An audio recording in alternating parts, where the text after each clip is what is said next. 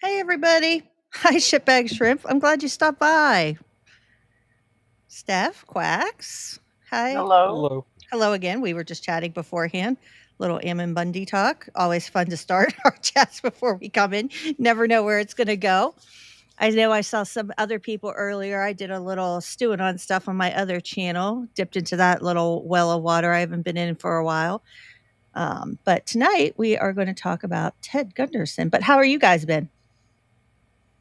I mean, I kind of know because we were just talking, but how have you been? I've been buried in the Here. research, just trying not to look at the world today. I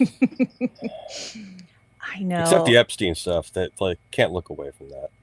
I really actually I don't know too much about what's going on with Epstein. I only know that Trump's Department of Justice has kind of been talking to him, talking to Ghislaine. I never know how to say her name. Is it Ghislaine? It's Just Ghislaine.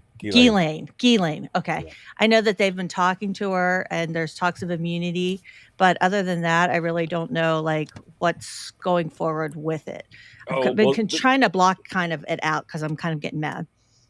the greatest, like, completely out there little bit of that is that Trump recently just said that Epstein stole Virginia Giuffre from him.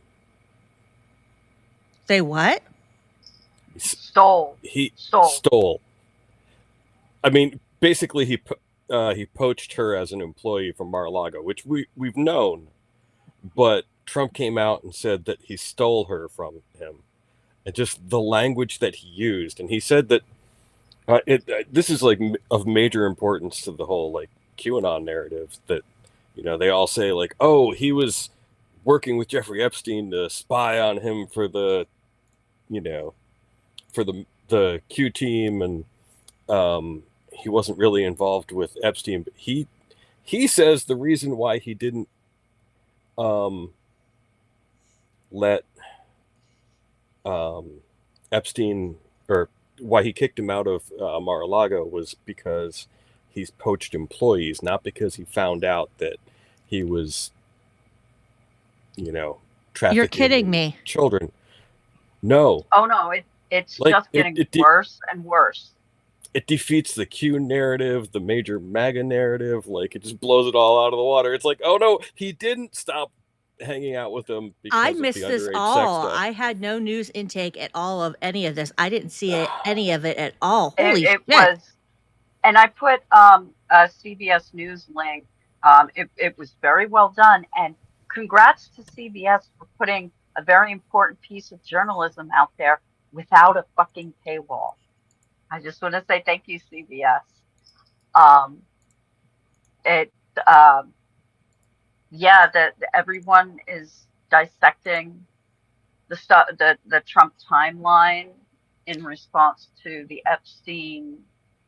Hi, Muggsy. Like when he said that, the year that he said he kicked Epstein out, it was already bad by that point. It just it he's digging himself in a bigger and bigger hole. His I don't know him. I don't know what you want to call Trump's people around him, his administration. There we go. And the people are they have to be shut your fucking mouth. Honestly, we're trying to take care of this, and Trump's I'm gonna make it better. Let me tell some more stuff. Yeah, but nobody can tell him to shut up. Jesus. I mean, I'm glad. Yeah. Keep talking. Destroy it. But it doesn't matter. They're gonna cognitive dissonance, right? They're gonna keep making excuses for everything Trump says, right? Yeah, I think what Steph was trying to say with the timeline, when he said that Jeffrey Epstein was a great guy and he liked him young, that was 2 years after he poached Giuffre as an employee. So the timeline is really sus. Yeah. My gosh. Is that what you were talking about, Steph? Yeah. Yep. Mm. And Dee mentioned the birthday card, that fits that inside the timeline. Oh, yeah. Doesn't. Yeah. I mean, there's Fuck, I'm gonna have to catch up on this because I've been doing so much other stuff that I totally like missed this whole storyline. Hi, Mer. Hey, Mer. Hey, Fuck Mug. me. It just keeps coming. Wow. And hello Yeah, to shitbag everybody. simp, you were Hello, right. He Dee. was stealing his employees. Jesus. Mm-mm-mm. And the shame of it is, will this get anything for the victims? Well, and they've already exploited Virginia Guffrey. How much more can they exploit her? I mean, she's passed away Yeah. now, tragically. Like, she's been through the muck when she was alive, and now her death has been exploited, and now she's Oh, being dragged through the mud again. They will just keep exploiting her until the end of time. It's Hi, Dastardlies. Nice to see you again. My gosh, that I totally didn't see that all. Jeez. Yeah. Dee is right. All the anti-conspiracy journalists, like, I've heard it on Spirituality. I've heard it on QAnonymous or QAA. And they're just stating the facts, and like, these facts even take some of the Trump stuff out. Just the visit and this additional CBS investigation into the magical missing minutes. That CBS article, I devoured that. I'll have to read it after our show. I'll definitely check it out. Yeah. Because I need caught up on all of this. Clearly, I missed a whole segment of Epstein. I was just, the last thing I heard was them talking to her, which makes sense. Trump's probably fucking panicking right now about, Yeah. Jesus Christ. And you have to pay to hear the whole thing, but it is worth it because they do have a lot of other good podcasts. Wondery, the Mysterious Mr. Epstein, and it is very, very. I've listened to their podcast before. Yeah, from Wondery. They're decent. Good. Yeah, they're good. It's a great series, and Conspirituality just put out an episode, and QA has been covering it for years. Yeah, I like Conspirituality. They do a good job too. Yeah, and but it it's important that we don't lose sight that this isn't just a story about mass corruption at all levels. This is a story about mass corruption at all levels that destroyed lives and refuses to pay any restitution or admission for those crimes. I'll have to go see what Julie K. Brown's saying, like, because she really helped them break the story. That Miami Herald journalist, like, she has been doing a fantastic job all along. If not for her, she should get some kind. I know it has Joseph Pulitzer's name attached to it, but she should be getting some big. Yeah, Dastardly. She died. When did Virginia die? A couple of months ago? Months. Yeah. Yeah. And everyone was all over that right away. Oh, she must have been killed to silence her. Come on. Hi, Sassy. Hey, Sassy. I hope you're having a great week too, babe. Yeah, it was a tragic death, Dastardly. Like, yeah, I was really sad and they exploited it. And now it's that poor girl, that poor woman. All of the victims. I mean, this whole story, they were felt from the beginning. Like, it's, and Alex Acosta is from Johnstown, PA, like my area, like around where I live. Like, I'm in Central PA. It's one of the big cities. That fuck. Like, I have so many slime balls that are from my area, and ugh. She decided to step out shortly after Trump's reelection. Yeah. The Acosta stuff, and just how, like, just the jail sentence they gave him in Florida. Everything, like, from when it started, the whole case is just. I'm not laughing that it's funny. I'm laughing that it's ridiculous. I just want to be clear on that. Well, I will catch up on all of that after this stream. Yep. You are Hoop Sticks too. I didn't know that. I can connect you guys if you want. I can connect you guys. I had no idea you were. Wow. Yep, I'm Central PA, Johnstown, Altoona, and Indiana. Oh, right. So, Teddy Gunderson tonight. So, I'm just going to read a brief introduction, very brief, and then we're going to watch the Bleeping Truth rare interview. And throughout that, because it covers so many of Ted's conspiracies, so we'll just stop our areas of expertise between me, Steph, and Quacks. We'll break in. We all have our areas of research expertise some will all know about, some maybe Quacks will just know about, some Steph will know about, some I'll know about. We'll just work it that way, and that's how we're going to go. So let me just read a brief introduction for people who don't know who Ted is. And if you watched our stream about the Johnny Gosch story, Ted Gunderson played a part in that. So you might be familiar if you watched that one that we did. Was that 2 weeks ago? So let me roll up here. Ted Gunderson. Oh, that's my part, my notes. Down. Okay. Ted Gunderson served a nearly 30-year career in the Federal Bureau of Investigation, joining in December of 1951 after graduating from the University of Nebraska.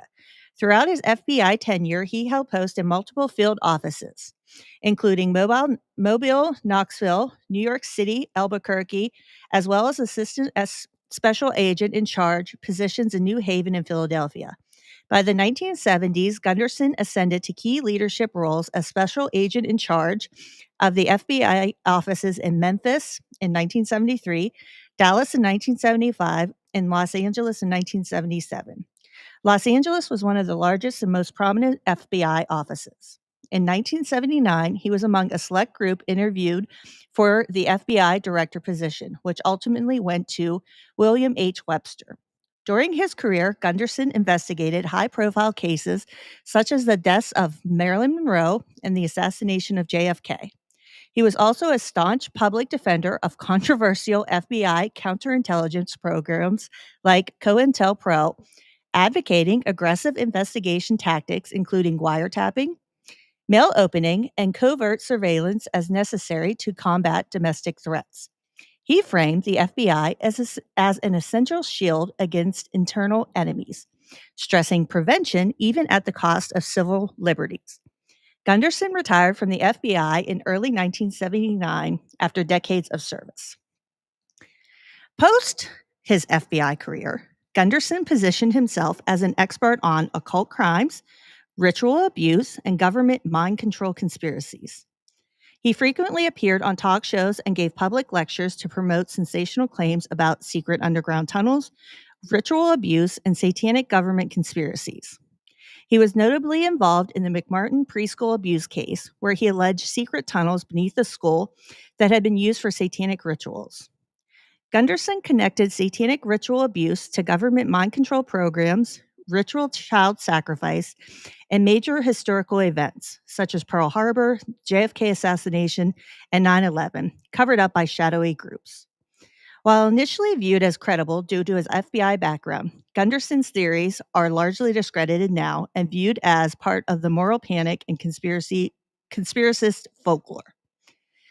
And basically, that's Ted Gunderson in a nutshell. But he also had some patriot movement and militia involvements in his post-FBI years.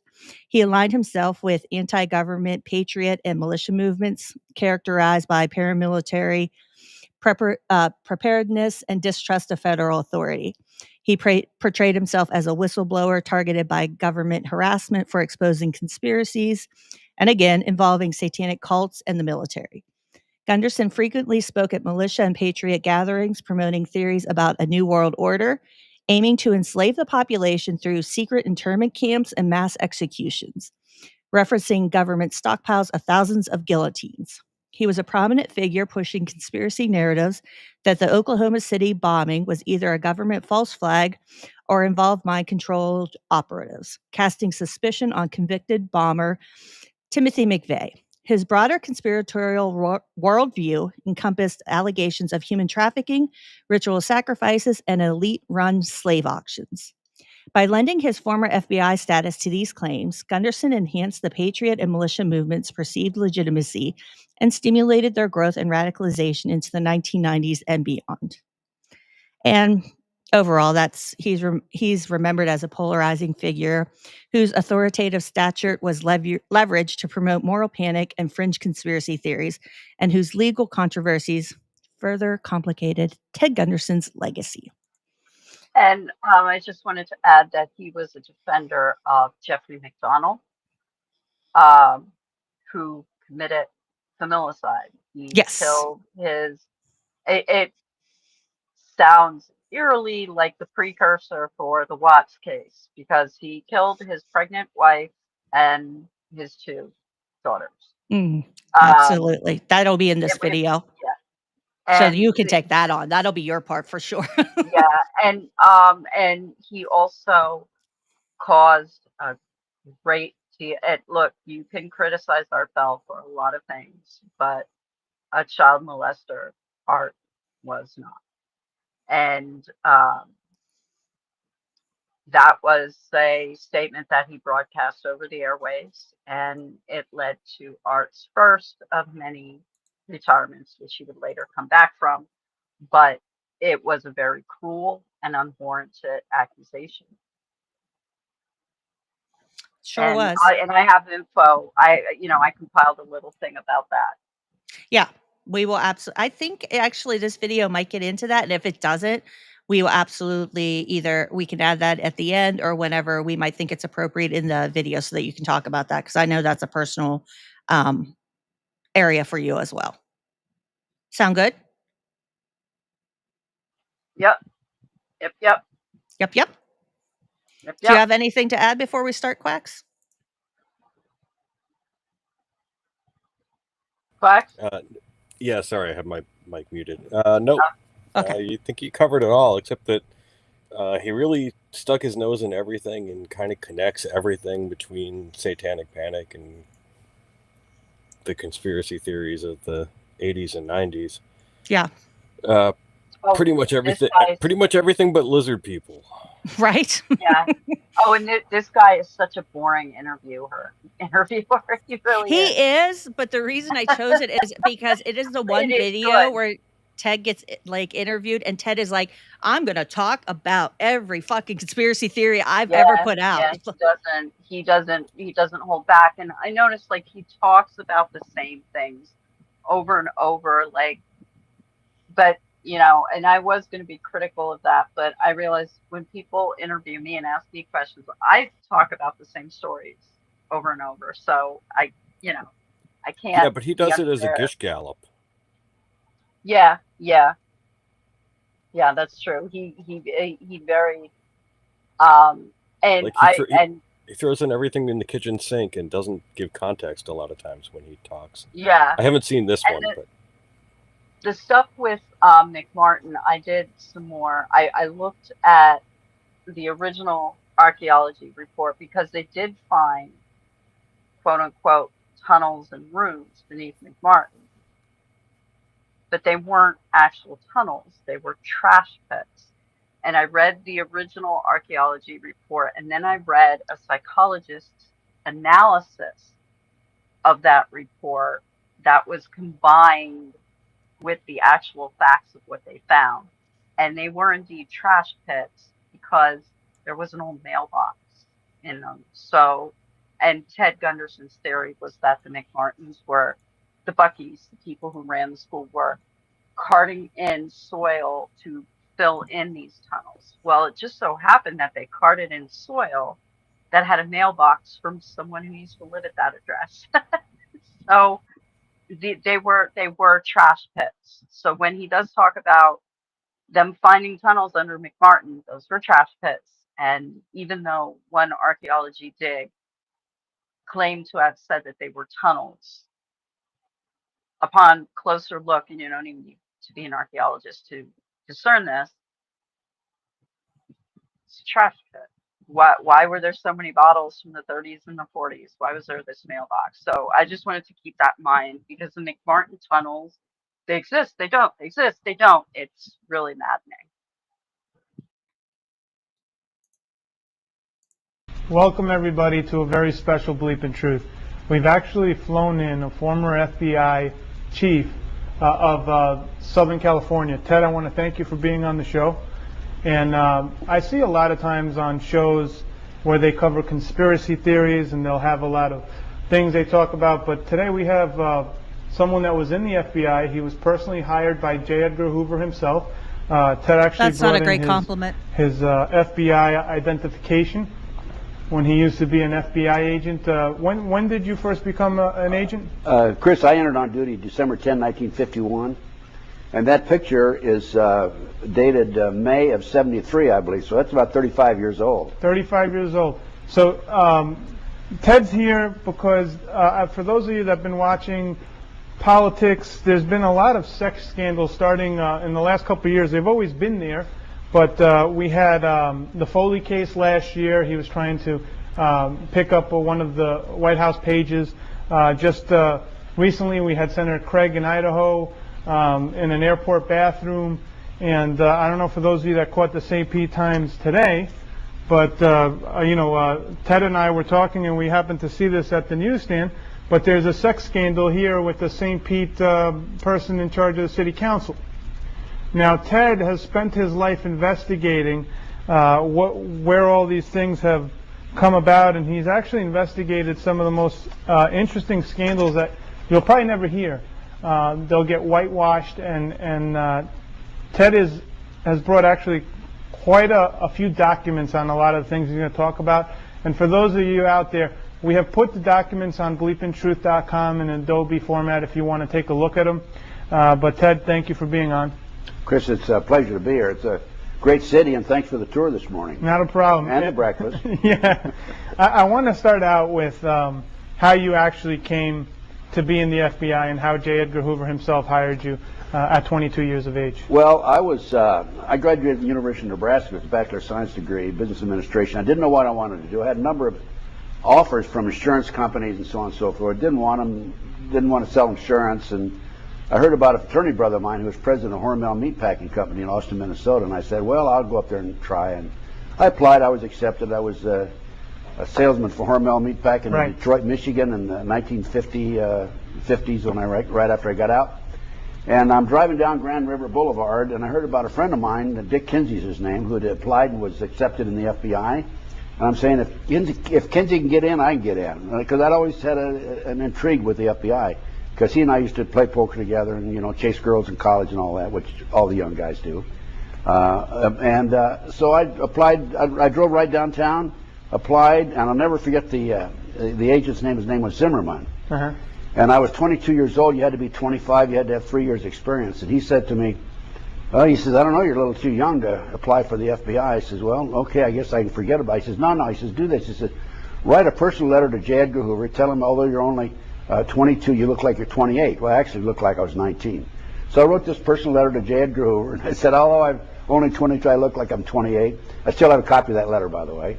And next thing I know, 6 weeks later, I'm an FBI agent in Quantico, Virginia, training, shooting, and all that sort of thing. Collection, preservation of evidence, and the rules and regulations and all that sort of thing that you have to go through. So 14-week training course. He got the letter, and you got hired on as one of the youngest FBI agents. Yes. And that was in 1951. December 10, 1951, I entered on duty in Washington. Huh? So now talk about the one thing that I found very interesting was, how did J. Edgar Hoover, everybody knows about his personal files. He had dirt on everybody.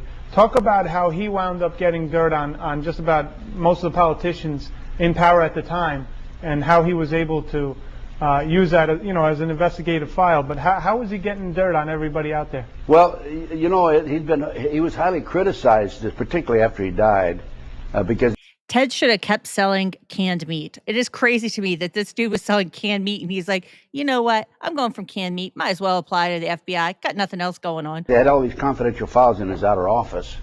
But they were there for a very practical purpose. And what happened is, let's say I'm an FBI agent, and I go to a bank robbery, and I interview you, you're a witness, and you tell me what the suspect or subject looked like, 5'10", so on and so forth. And you give me that information, and then you say, oh, by the way, Mr. Gunderson, I have information about a Congressman XYZ who visited a house of prostitution, and he paid for the service with a personal check for $100. By the way, that did happen to a congressman from Tennessee. That's why I know about that individual. But and so when I write up two reports, I write up a report on the bank robbery, and then I write up a little separate memo on Congressman XYZ, and I send it to Washington. And Mr. Hoover would take that file, put it in his outer office, and keep it there. We couldn't get to it as supervisors or as agents, but he had it there for a very good purpose. So let's say that later on we're going to consider Congressman XYZ for an ambassadorship or for a judgeship of some sort. Then we go to the file, pull it out, and investigate it. So it was there for a practical reason, but he was highly criticized for it. And after he died, they burned the records, of course. Jim Adams, a friend of mine, who was an assistant director, was charged with the responsibility of burning those records. So now in your tenure with the FBI, you were there 27 years. I was just thinking today, because we have Kash Patel as the FBI director, it doesn't seem so crazy that Ted Gunderson was almost FBI director now, does it? And in the world we live in? I mean, if his story is to be trusted, like, it was that easy to get in the FBI. Right? It's not so hard. You know, it's kind of like when Alex Jones would talk about Bohemian Grove, and then John Ronson just waltzed right in, and he's like, Alex, do you want to come in through the front entrance with me? But Alex had to theatrically run through the woods to make right or something. But I mean, it was that easy to get into the FBI, and I want everyone to pay attention to the fact that in your introduction you mentioned that he was like fully on board with like the whole COINTELPRO thing. Yeah, he was totally into all that stuff, and then he gets out of the FBI and he's like, I think I'll go complete opposite way. And well, here's my conspiracy theory. Was he fully out of the FBI? Were all these conspiracy theories that he put out into the world? Do you think he was pulling an op on people? You know, it's a possibility. Okay, see, that's why, because there's his FBI file. I posted it. I didn't read through his FBI file to see what's all in there, you know, how much is redacted or anything, but it's in the chat there. Yeah, I haven't either. And he really did destabilize society. He did, honestly, right? 27 plus. Sorry, Quacks, go ahead. Sorry. About getting a job in the FBI, I just read Clint Van Zant's book. And yeah, he's like, you know, I practically failed out of school and then went in the military. And because of what I did in the military, that I, you know, was able to become an FBI agent. So it's not hard, right? No. And he became, you know, one of the main hostage negotiators. There you go. There you have it, folks. Not hard to get in the FBI. Alrighty. Or become the director if you have friends like Trump. You can promote QAnon and become FBI director one day. You just work your way up. Mm-hmm. Or get thrown. Now, talk about, I know one case where in Philadelphia there was a terrorist hijacking, I believe. Hijacking. And what was your role in that? Well, I arrived at the airport about 8:30. They'd taken over a flight, National Airlines Flight 496 from Miami to Philadelphia. And they were on the outer runway with 113 passengers, 7 crew. It was a 727 Boeing. And I arrived there about 7:30, 8 o'clock, I guess. And I talked to Joe O'Neill, who was commissioner of police. I said, Joe, you and I are going to work together. So Joe and I each put on bulletproof vests. I said, Joe, let's try and get on the plane and talk to these individuals, see if we can talk them out of it. So we got in a car and we were driving down the runway, heading for the plane. All of a sudden we look up and here's the plane coming at us. They saw us coming, I guess. And the plane came down, took a 90-degree turn, and it stopped. And so we turned around, went back over there. And what happened is the pilot jumped out the cockpit window once he stopped because they were running out of fuel. We found out later that the skyjackers wanted him to take off, and because you know, they're trying to get out of there, I guess. But he didn't have enough fuel to take off and turn around and come back. The plane would have crashed. So he was actually a hero. We didn't know at the time. So anyway, I started talking to them on the handy-talkie and the radio and so forth, and we went back and forth for 2.5, 3 hours. And I told them they wanted 6. Wings shared her story with me on Twitter that she Ted Gunderson kind of got her hooked, and then she came up out of it. But she said his involvement in this hijacking is what led me to Ted Gunderson. Then it went to Kids and Satan. LOL. It happens real quick, doesn't it? One day you're negotiating with the hijacking. Next thing you know, it's Kids and Satan. I do appreciate you sharing, Winks. 3 parachutes and a second 727 with fuel in it. What was their agenda? Money. They wanted the money. They wanted the money. They didn't want the passengers. So I argued with them for 2.5, 3 hours, and I said, I'll give you the money if you let the passengers go. and they finally let the passengers, agreed to let the passengers go, let them get on the second 727. They took off. They were later, they had to land, make an emergency landing in Texas because they did run out of fuel, because they left the engines running while I get it, Winks, I get it. While I was negotiating with them. And they negotiated in Texas for 9 hours and finally gave up, and ended up getting, one got 50 and one got 60 years. Wow. So now you probably in jail today. So you had a story. Well, here's Steph. She'll get it because Winks shared her story about how she got into Ted Gunderson, and she said his involvement in this hijacking is what led her to Ted Gunderson. Then it went to Kids and Satan, like how that happens fast. And you've talked about David Icke, how at first it was small things and like the reptilian stuff's kind of hidden, and the other like anti-Semitism and stuff, right? They kind of like lead you slowly. It's like the legitimate stuff that's more legitimate, and then it's like, whoa, then you're in the crazy lane. like I mean, well, once you reach the point of Jim Fetzler, you know, it doesn't matter anymore. But you know, when I first came across Jim Fetzler, and thank you for sharing that, Winks. But it and yeah, and I Sassy's didn't right mean to too. do that. And, there we go. Go ahead. and what for me, when I first came across Fetzer, and this is what kind of led me to the Sandy Hook stuff eventually, he's talking about this book called My Stroke of Genius or something. And it was written, some woman who had a stroke wrote about her experiences and this sensation of feeling one with the world. And that's how Icke starts off a lot of his stuff, is this like warm, touchy, a lot of warm, touchy, new age woo stuff that even if you're a diehard skeptic, a little bit of it still has like an emotional impact on you. And then he segues into, and I think this was for a class he was teaching too, the video I saw, and then he segues into the Boston Marathon bombing was completely staged and all this stuff. But most conspiracy theorists will start you with, you know, it's they always talk about the Hegelian dialect and the problem reaction solution, and how in order to orchestrate a fascist regime that it has to be done little steps at a time. And that's true. That's also what they do to get you in. Most people aren't just going to start off with no planes on 9/11. I mean, there are conspiracy theorists that's their whole thing. But you aren't usually going to get to that point until you've been to another point. It's like Holocaust denial, flat Earth. Those aren't the types of waters that you just jump into. That's not you're dipping your toe in the water. That's you've already been swimming around for a while. And if you can handle 8 feet, let's go down 12 feet. You know. Mm-hmm. Exactly. That's what Sassy said. She said, where was that at? Oh, I just saw it. She said, that's how they get you. It happens so fast. Yep. Oh, Palm Classic said that FBI file is fascinating. Ted was under investigation by the FBI for an advance fee scam. It was actually the main subject on the case file.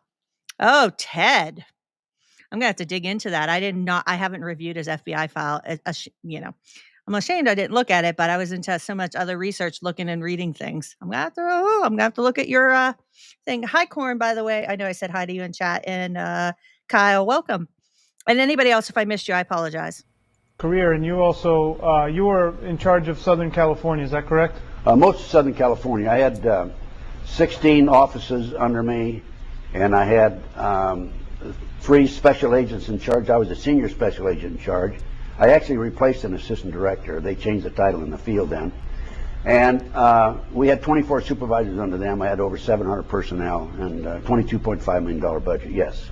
So you, the way I understand it, at one point when J. Edgar Hoover had passed away, you were actually invited to interview for the job as FBI, overall director of the entire FBI. This is I was true. interviewed in 1975 in Dallas, Texas for the job, yes, for the director's job. And why did they Taylor. hire an FBI Hi. agent overall? No. Why did they not hire an FBI agent you'll have to ask head the Federal Bureau of Investigations? Well, that's the presidential appointment. You'll have to ask the president that question. But they didn't want another Hooverite, and I was basically a Hooverite. Hoover I had been in the FBI, head of the FBI for 48 years. I served under him for 21 years. He was a great man. What was he like when you'd go into his office? He was a great man. He sounded like a machine gun. He'd start talking. All you could do just nod your head up and down or backwards or whatever you want to do. And his desk was elevated, and you always looked down. You were sitting down, you had to look up at him. Psychological situation. And kind of like what you have here, Chris. Hoover. But anyway, it was staccato, and they would, when you'd come in, the administrative division would review everything that happened in your office, like how many fugitives did you have, how much recovery of property and all that sort of thing. And then he'd go over that with you, and then he'd say, thank you very much, and you'd get up and you'd walk out.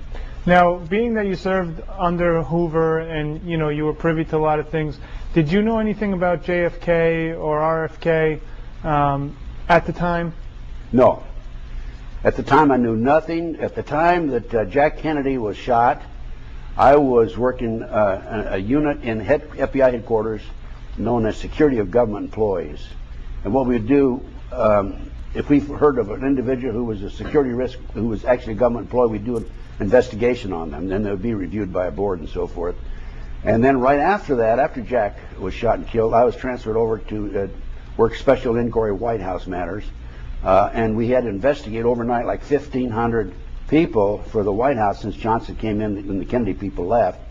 And so you wanted background checks on everybody in the White House? Everybody, yeah. That's what I did after that for about 2 years. So you checked out everybody that was in the White House? Right, did it back. And did they turn up clean? No. More questions? No, I had one. He was a member of the Communist Party. He was a homosexual, and he had all these other things going against him, and they hired him anyway.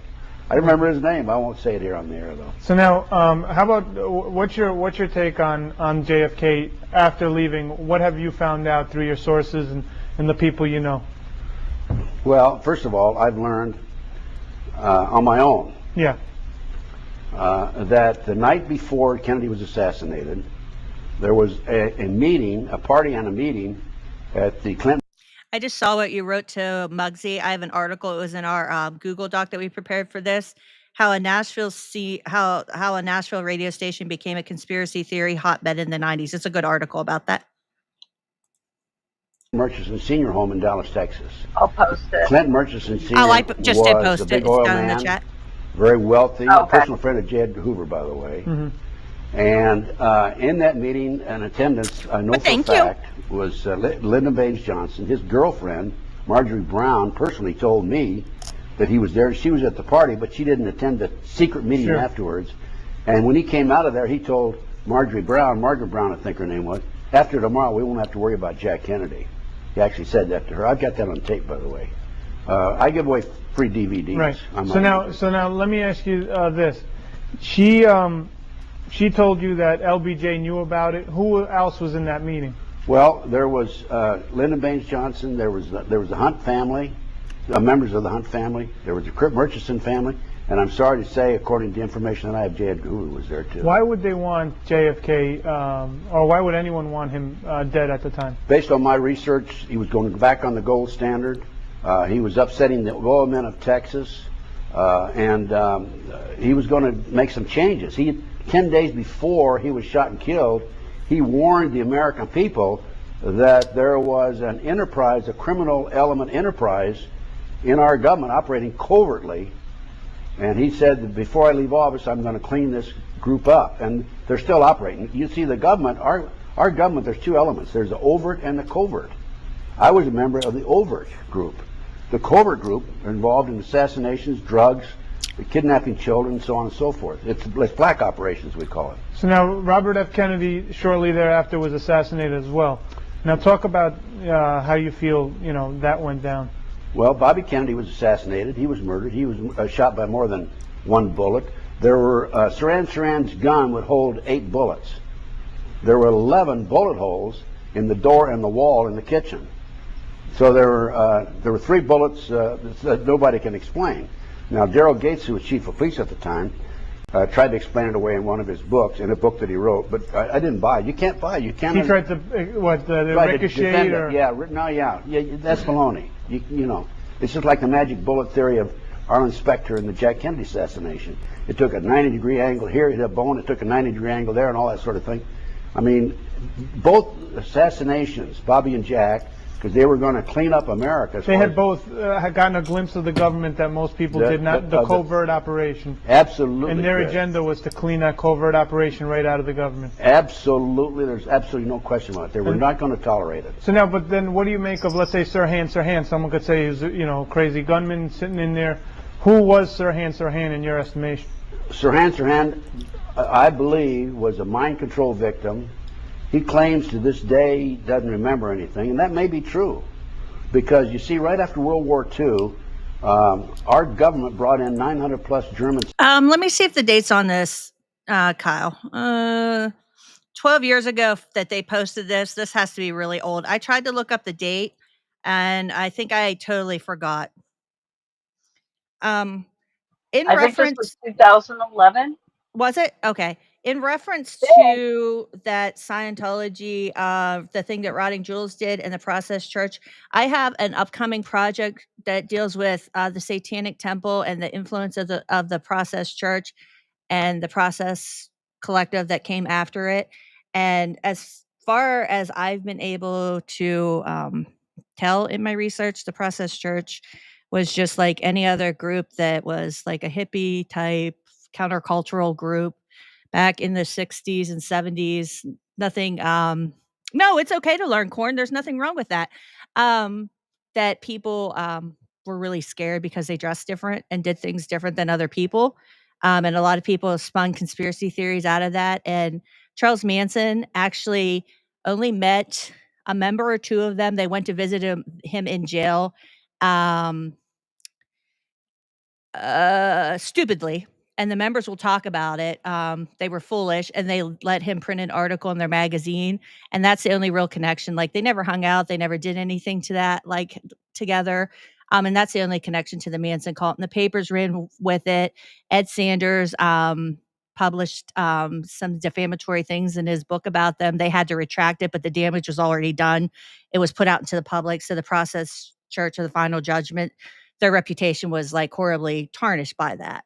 But they did have to retract it because they were facing a lawsuit, Ed Sanders and his publisher. So it was retracted, but there's copies of the book still out there. And the media published, the sensational thing because Charles Manson, spooky, the family, the murders, and all that. But I have a project coming up that will talk a little bit about the Process Church and maybe help some people understand some things about that. And yeah, the two people who founded the Process Church were Scientologists. And when they left, Marianne controlled things and stuff, but I don't want to get too derailed. But anyways, and Quacks knows more about their crossover with Skinny Puppy too. No, I know a lot. I know it's about Skinny Puppy too, and yeah, because that's the Process Church. Like afterwards, like the group. Yeah, I have the whole thing going on with that. But yeah, I didn't want to get too in the weeds. But I think Rotting Jules tries, but she gets into the little weeds, conspiratorial. I think she tries, but gets lost in the conspiratorial weeds, which is fine. I mean, if you want to look at that, but you got to be careful. It's not fine to be conspiratorial. That's not what I'm saying. But I think people like to find a lot of links with Manson and all that stuff. And people get scared about groups that they don't quite understand. If I'm making sense. Scientists who were involved in the mind control program, the CIA began operation of this program. They called it MK Ultra. These 900 plus German scientists were infiltrated into hospitals, the government, universities, and so forth. And they continued this program. And it was a mind control program. It's a combination. The way they do, they take people, they take victims. There's a movie called Manchurian Candidate. Mm-hmm. They take people and a combination of drugs, hypnosis, and torture. And they may have multiple personalities. Well, more recently they had the Bourne Identity, where the guy was basically, he didn't even know who he was. Well, that's it. That's what the program is all about. You're talking about the movie. Yeah, but I'm just saying, it seems like the MK Ultra project. Do you think the MK Ultra project is still ongoing, or wasn't that exposed in the 80s? Oh, absolutely. They changed the name to, see, Congress investigated it in '78. Right. And they slapped him with a wet paper towel and said, "You quit doing that, CIA." And we said, "Oh, we're awfully sorry, we're going to quit doing it." Well, they didn't. and they call it, they got a new name for it. I can't, it's not off the top of my head right now. Marathon. It's called Marathon now. So now these are people that, do they take them from childhood, or how do they brainwash someone from the military? Project MK Ultra is now called Marathon? I don't know. I've never heard that. Okay, you don't know either. I was like, Marathon? What the? Okay, you don't know either. All right, I'm not lost then myself. Okay. I thought if I don't know, Quacks will know. You've never heard of it? Okay. MK Ultra is not really my specialty. I'm kind of... I've always been a little standoffish on that, but I'm probably going to end up getting into it because of Ted Gunderson. But I've never heard of Marathon. That's why I was like, what? Must be like one of his pet projects within that. Okay. A lot of the kids I look forward to it. From military dependents, and a lot of it dovetails into the satanic movement. There's more Satanists, active Satanists in the country than people realize, and they start training. In fact, they use the covert black operations of the government uses the satanic cults to their advantage, and many of the people in the operation are actually Satanists. All right, well, let's get into that, because that's one of your specialties is satanic cult movements, and this will give people chills out there. This is stuff that's going on modern day. But let's just discuss, in 1979, you retired from the force as a retired FBI chief in Southern California. Who was there at your ceremony when you retired? I had over 600 personnel at my retirement party. I had Governor Jerry Brown, former Governor Pat Brown. I had the Chief of Police, Daryl Gates. I had Sherman Block, the sheriff, and you also had a very popular, was it Red Skelton? Red Skelton was there, and he gave a little speech.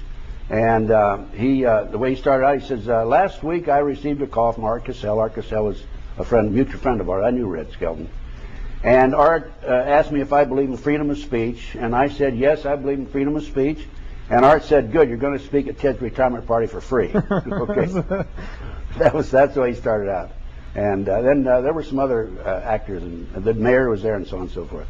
I had 600 personnel, people at my party. So now, there's two lives to you. There's the life that you spent in the FBI, and then there's a life that comes after, which is just as interesting when you go out on your own as a private eye. And I guess you were just out there to help people because you're on the government pension, right, after you retired? So at the time, you took on, talk about the case you took on right after you retired. Well, I had I retired and opened my own private investigative firm. And before I opened my firm, I was asked by Attorney General Griffin Bell, who worked under Jimmy Carter, President Carter, to coordinate security for the Pan American Games. And I went to San Juan, Puerto Rico the summer '79, coordinated the games, came back, opened my firm, and my first major investigation was the Dr. Jeffrey R. McDonald case. He's a former Green Beret doctor who was convicted of murdering his wife, 2 children, Fort Bragg, February 17th, 1970. It's quite an illustrated case, and a lot of publicity on it. Steph, here you go. You ready after he talks about it so you can fact check it all? This is it. He was tried, convicted, sentenced to 3 consecutive life sentences. His defense team hired me, some of his doctor friends did, said he's innocent, will you investigate it? And I began my investigation. Within 10 months, I obtained a signed confession. But at the time, were you a little bit leery to take on a gentleman that looked from the surface was guilty, especially with someone with the moral character that you carry? I go into every case with an open mind. And I make up my mind once I get in and develop the facts. I don't assume anything in the beginning. Did you tell them anything? I told them that right in the beginning. I went out and talked to Dr. McDonald. I said, if you're guilty, I'm not going to do this. Right. If you're innocent, I will. I'll be working. I'm still working on it. The man's innocent.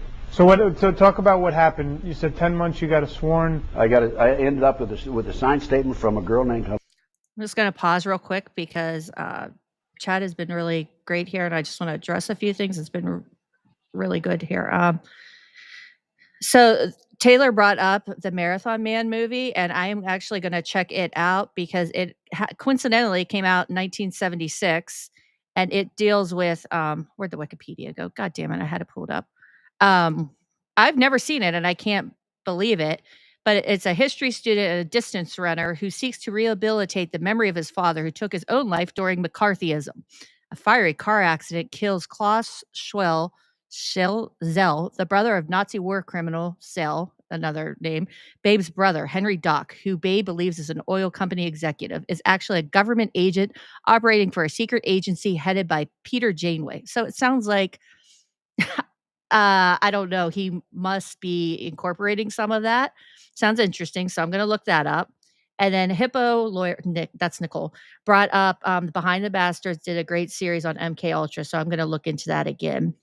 And then Corn Freak was talking about growing up with a vinyl record snapping father who fell for satanic panic. And I can empathize with that. I did not grow up as a Jehovah's Witness, but my dad actually, we weren't allowed to, he thought the music was very, I don't know, like demonic, or it was overly sexualized. I'm not sure what his problem really was, but I wasn't allowed to watch MTV. There was certain music I couldn't listen to. Like I had to sneak and watch it. Like it was all very, very strange for like the 80s. It wasn't until the 90s and like in high school. Like, and I'm not sure how much the satanic panic played into it. And I'll tell my story about satanic panic in my area here in a little bit. But I wanted to address that. And then Palm Classics is really delving into our FBI files here. Page 39 of his file. For information of recipients, former special agent in charge. Thank you. My brain was trying to think of what SAC stood for.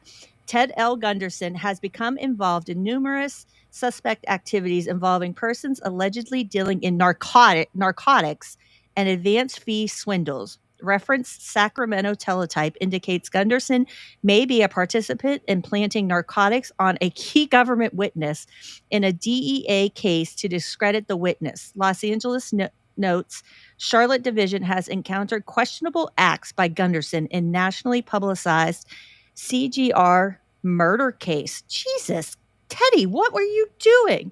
Oh, Jim Harris, by the way. Hi, Jim. Gunderson will tell you he was framed. Of course. Oh, Jim, why that's you? Oh, no wonder I didn't realize you're diving into that. That's why you're diving into it. It's your friend, right? Yeah. I figured. After he typed the name, I was like, that's Steph's friend. No wonder he's so into the FBI file. Now it makes sense. I connected the dots. Nice to have you, Jim. No wonder he's like so deep into it and being like, oh my gosh, this FBI file. Well, I can see why it would be a force of habit. Okay. Thank you for coming, Jim. Yes, thank you for coming, Jim. Him a few hours ago, but thank you. All right, back to Teddy in this case that Steph is ready to rip him a new asshole on. Lena Stokely said that he did not commit those murders. They were committed by her satanic cult group, and she gave me all the details of movement in the house and everything else. We ended up presenting that in a hearing, and we were ignored. Now, the latest developments on this case is very interesting because I was just on the Discovery Channel earlier this year. Latest developments in this case are in 1997, the judge ordered DNA tests. And the judge said that only the prosecution could be present when they opened the evidence envelopes. There were 15 evidence envelopes. And the prosecution came back and said, oh, yes, well, there were five envelopes that were empty. We're sorry. And he would only let the prosecution be present when they opened them. So what happened to the evidence in those 5 envelopes? We don't know. But the DNA tests have been completed. I understand that the tests are on the judge's desk, the results, and he has refused so far to conduct a hearing. So you think this is part of like the covert operations you're talking about? Absolutely.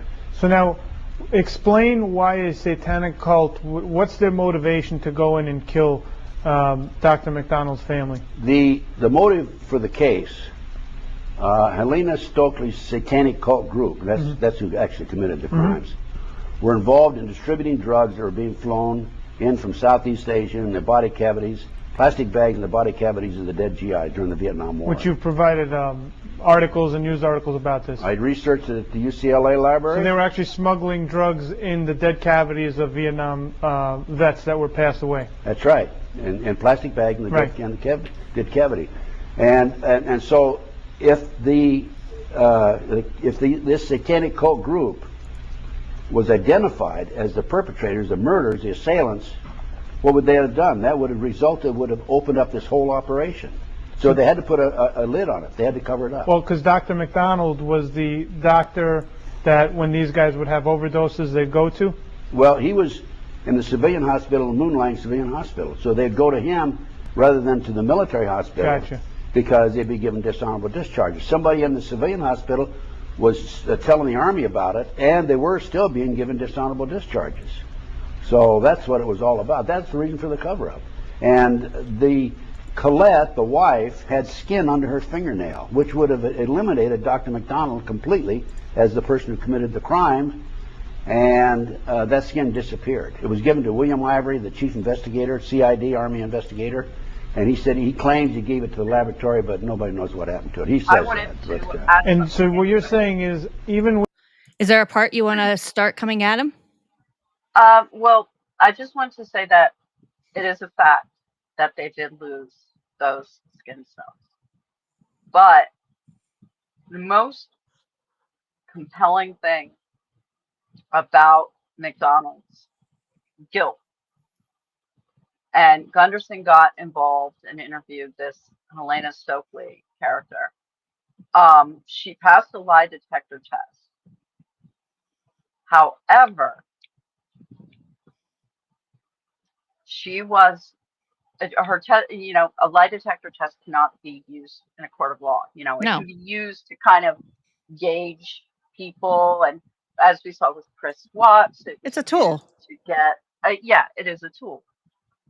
The problem with Stokely was that they could not discern if those results were accurate. She was telling the truth as she recalled it as per the polygraph test, which meant that, and that, with her saying that she was at the house, that she was part of this gang and stuff like that.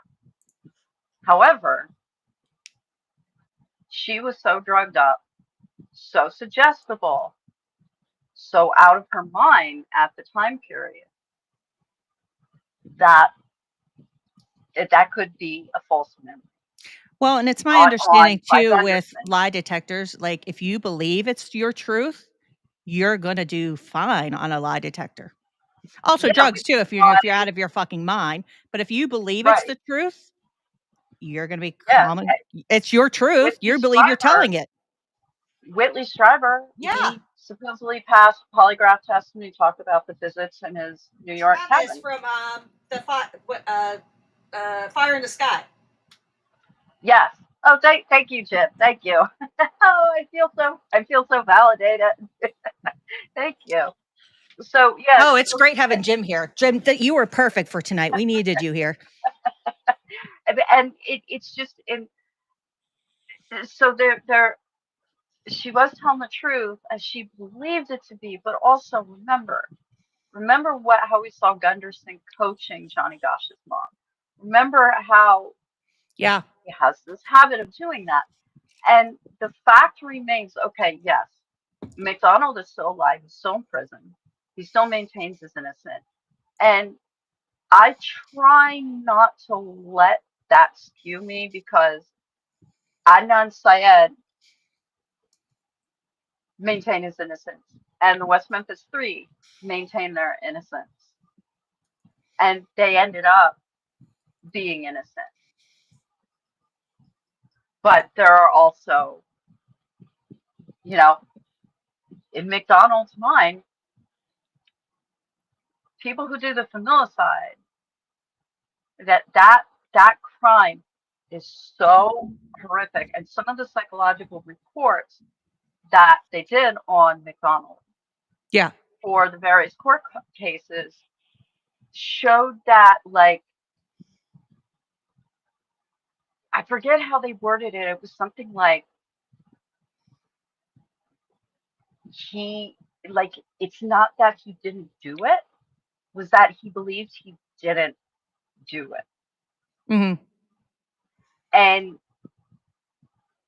that, and like they're talking about Sirhan not remembering, when that's not indicative of brainwashing or Manchurian candidate. No. There are few states when you commit such a horrific, like the film Lost Highway. Never saw it. He wakes up and finds a videotape of him murdering his wife the night before. He doesn't remember doing this, And then one morning, he wakes up as a different person in his jail cell, and they have to let him go. He goes from Bill Pullman to Balthazar Getty. The whole thing was a fantasy. This guy did this horrible thing that he couldn't remember. He blocked it out of his mind. And then to escape the hell of what he did, he pretended he was someone else and created this elaborate fantasy life. Mm-hmm. And yes, that's just a movie, and I'm using a movie as an example, but there is a fugue state. And sometimes people that do these things, they do not remember. And there were some suggestions that because of McDonald's workload and the stress that he was primed for this. He had this immense workload. He was working so many hours a week. He had 2 kids. He had a third on the way. He was under all this pressure, and he was apparently taking some stimulants to stay awake, so he was able to do all the things that he had to do. That, though, all of that right there, those are like, that's the classic familicide. Yeah, thank you, Jim. And that all of those, and you saw these factors with Chris Watts too. You saw, and it wasn't as noticeable in there, but you saw this like weird, like him being put on the spot, being told live on Facebook that his wife was pregnant again. Like, you don't do that. Yeah. You know, and I'm not blaming her on death. No, it doesn't excuse what he did. No, at all. Right. But you see the similar pattern in men that do these things with the wrestler Chris Benoit. That was steroid induced that he had, and he might have had CTE also. He probably has some traumatic brain injury and CTE. Yeah. So you see these issues of, either it's, I guess you could call it organic, where like there's not necessarily a disease in a person's head, or drug induced thing. This, if it was drug induced, that would be typical too. I mean, they are sometimes drug induced, sometimes they're not, but you see these patterns of familial stress, familial pressure, this sense of over masculinization and the need to be the perfect family man. And then that's the pot in which this happens. So that the fact that he fits that kind of template, and like Jim said, he probably does believe that he never really did it. And you have Gunderson and other people coming up, and also they found a magazine in his living room that was like bookmarked. He had just been reading about Manson, and the word pigs was written on the bedroom wall, like a mimicry of Manson, of the Manson murders. And that was fresh in the zeitgeist. And he was pulling from that. And they said that like the forensics with the pajama top on top of his wife's body in the living room. And they're like, okay, if this really happened the way you said it did, the number of injuries he claimed to have sustained kept changing over the years. And the injury he had sustained was like perfect. And the injuries his wife and daughter sustained were imperfect, like ragged, jagged, with, in a struggle. Whereas, someone doing it to themselves, you might have some hesitation, but it's going to be a little cleaner. And he was a doctor, and he knew where to do it and how to do it. And they found the blood, his own blood, in the bathroom. Mm-hmm. And no, I don't know if it was in the bathroom, it was in the kitchen. And they also found like blood from this victim in this room, but his statement was like, oh, it couldn't have happened that way. There was this like huge cross contamination between the blood evidence found in various areas of the house that did not match up with him. And I mean, maybe dude doesn't think he did it. And there's some pros that he did it. There's some cons that he didn't do it. Ultimately, I really, even just his personal history and what was going on in his life at the time. Oh, he did This was at Fort Bragg, and this was long ago, okay? But Fort Bragg is still shady. There's a lot of bad shit that goes on at this place to this day. Well, I think any large military forts, I think people like try to attribute that, but you have to realize it's a microcosm of our population at large. Like a lot of shit happens at Fort Polk. I was there. It's a big post. Shit is going to happen at those. So it's not just it's Fort Bragg. It's when you get to any of those larger posts, shit happens, right? Yeah, I mean, my husband's unit, they called it the All Criminal Regiment, ACR, because it was a large unit and people were always getting into trouble because it was a larger unit. So, of course, you know, it looked that way. You know what I mean? Just because it was a bigger population. You know what I mean? Like, so. Yeah, but there's a lot that you can find on the McDonald case, and it is fascinating. And in fact, his wife, Colleen, her parents did at first believe that he didn't do it. And as more evidence began to amass and as the stories began to change, they were like, no, he did it. We think he did it. At one point, the mother had breast cancer, and she was so depressed and horrified about everything that had happened that she was just going to deny treatment. But the dad was like, let's stay alive and get this son of a bitch for what he did to our daughter and our grandkids. And so the wife, so that there are like all these like weird little side stories in it. And the fact that they did believe his innocence at first and later came to change their mind, like that, I think there's something powerful to that too, that shows that, yeah, he did do it. Oh, yeah. With DNA evidence, the judge will not reopen the case. I'm saying that the DNA evidence right now is available and nobody will review it. They refuse to have a hearing on it. So this man will spend life in prison. Well, not if I have anything to do about it. I'm writing a book on that particular case right now, right as we speak. Hopefully, because of my book, we'll be able to get enough publicity or enough pressure that somebody will take a look at this case. Now, when you first started hearing about the satanic movement, were you shocked that something like this was going on? Well, the reason I first started learning about satanic activity in this country was because of the McDonald case. Because when Alina gave me this confession, so before this, you had no clue? No, I had no idea. I'd heard about Satan in the Bible. Sure. That's it. But after Helena gave me this information, I went public with it. And I was on national TV. I was on CNN, a number of other national shows, on radio talk shows all over the country. I've been on, I guess, probably 1,000 radio talk shows in the last 25, 26 years. Mm-hmm. And people just came from all parts of the country to me. I was like a magnet, like a sponge.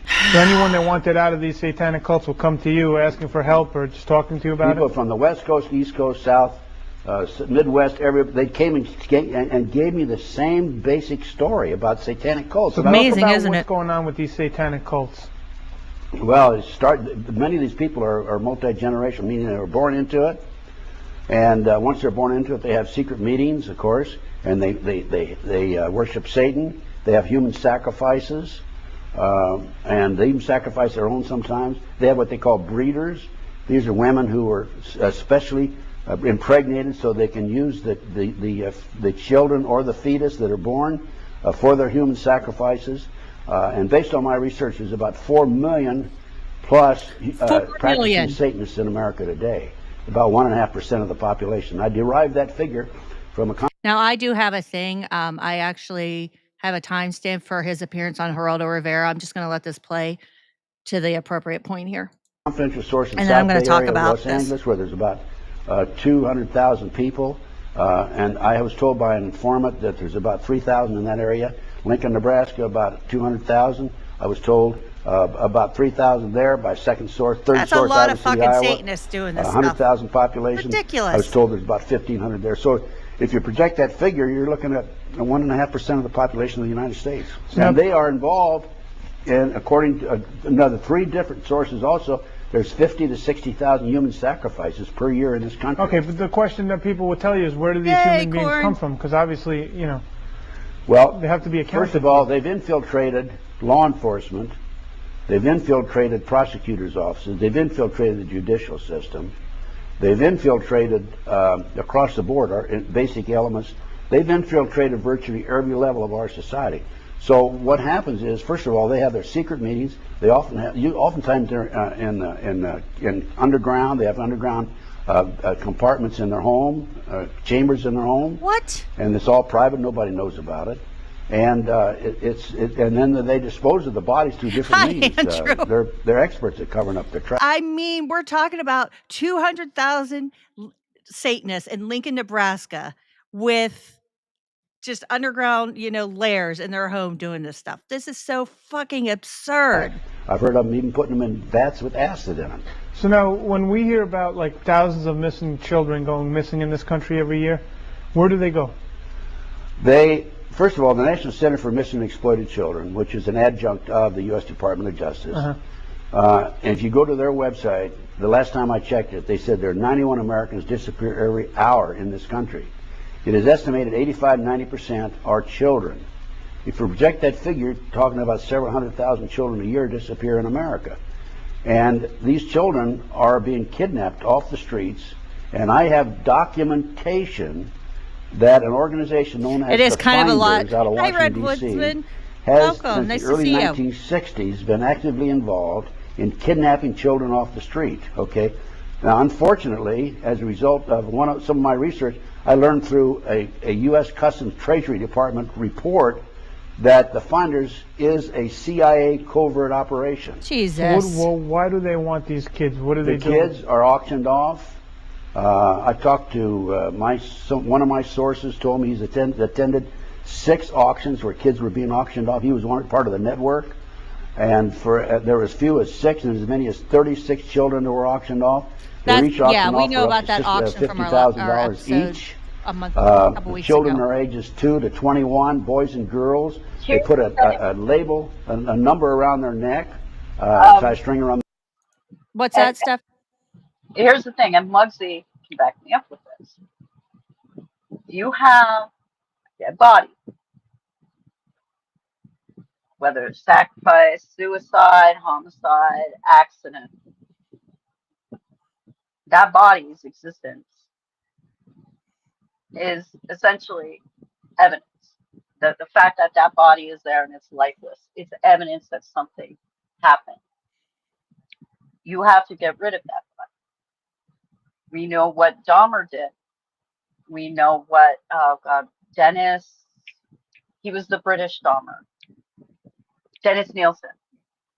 He got caught because his pipes got clogged. Muggsy knows this from his prior work. There is a body. Something has to be done with that body post-mortem. It's either buried, whether you're doing that legally in the cemetery with all the stuff or not. That body has to be disposed of. Where are all these bodies? And we do have cases like Eve Pates and Johnny Gosh. They're called. Where do you think McDonald's hamburgers come from? Wait, Jeffrey McDonald or McDonald the restaurant? They just put them in a wine vat like Pam Hemphill's mom did. That's actually a major conspiracy theory now, but yeah, crematoriums is the normal one. Just reduce them to ashes. Right, but that produces, there's something that comes out of the crematorium. And well, that one killer got caught that had those women in his house he was burning. There was that strange smell that eventually got him caught. I mean, she escaped, that one woman did, but he was like burning the bodies, trying to get rid of bodies. Emit smells. Like, you can't do this shit. It's impossible. Like, how people believe this shit, I can't get over. I mean, anyone who's taken a walk in the woods and come across like a dead deer, there's a smell. There's a corpse smell. And it starts to me, at a certain stage, like if you're there at the right stage, it smells kind of like chlorine almost. Yeah. No, I think it smells like a rotten potato. And and as we know from Nazi Germany, cremation process isn't perfect, even if you No. are doing it in a professional setting. And then what, you know, I don't think people thought that much about it. I think they were just like, this makes sense. no. Checks out. Checks out. Yep. And I'm not saying this because, like, I myself am a murderer. And you have a body. That's a problem. That's an issue. Something has to be done with And this body. murder's messy. Like, don't the I get Yeah. What are these people thinking? Especially if they're going like satanic sacrifice, like the way they imagine it. Blood's everywhere. You're pouring it on yourself. The cleanup. Well- like, what are they thinking? We'll see that's why this is all done in underground chambers and tunnels. You're right. And eventually Silly dumb me. deep underground military bases, and Silly me. What was I thinking? it's all got to be done out of sight in the literal underworld. Fucking people. Fucking hell. And the mess of people's lives they made. And they can put a card with a number on it. They bid. They put them up on a stage. They bid on the number. The kids come out. They put them in an airplane. There's one base a small field about 50 miles out of Las Vegas, Nevada, which is where some of the auctions are taking place. Put them on an airplane. Kids leave. They disappear. Then the kids. Why aren't we hearing that they were stopped? Why I know, right? he stepping in and stopping that? I'm not even kidding you. If I heard something like, oh my God, I heard that the kid's up for auction. Well, he has an insider that's going to these auctions. What kind of twisted, sick fuck is that? That's going to these auctions and not shutting it down. Your insider is going to auctions. I wonder if he's talking about that one guy in the Gosh case. He is. That's who he's referring to. That guy that would that would purchase child porn at a regular porn store because you could do that back then, and who was trying to educate people. But he had said. No, it's a different guy. It's the guy that Noreen Gosh said she had an insider. That was going to these auctions. You it's mean the same one for him. The guy that ripped her off? Yep. You'd think Ted might know someone who could do something about that stuff. You would think, Jim. You would think. Oh. Kids are all doped up, of course. They put them in campers. The kids are, once they're in the camper, they dope them up. They're sleeping. The police stop them. They say, my kid's asleep. Leave them alone and all that sort of thing. And they use these kids for sex slaves. They use them for body parts. And they use them for their sacrifices. All right, talk about the case that you had discovered where they were bringing kids into the White House. You're talking about the Jeff Gannon case.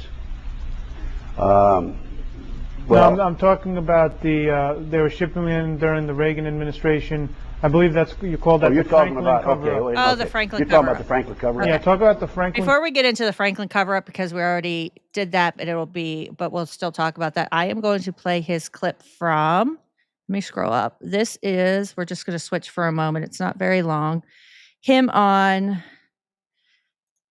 on his appearance on Geraldo Rivera, pushing his satanic panic. Let me pull that up because it fits nicely into everything we're talking about.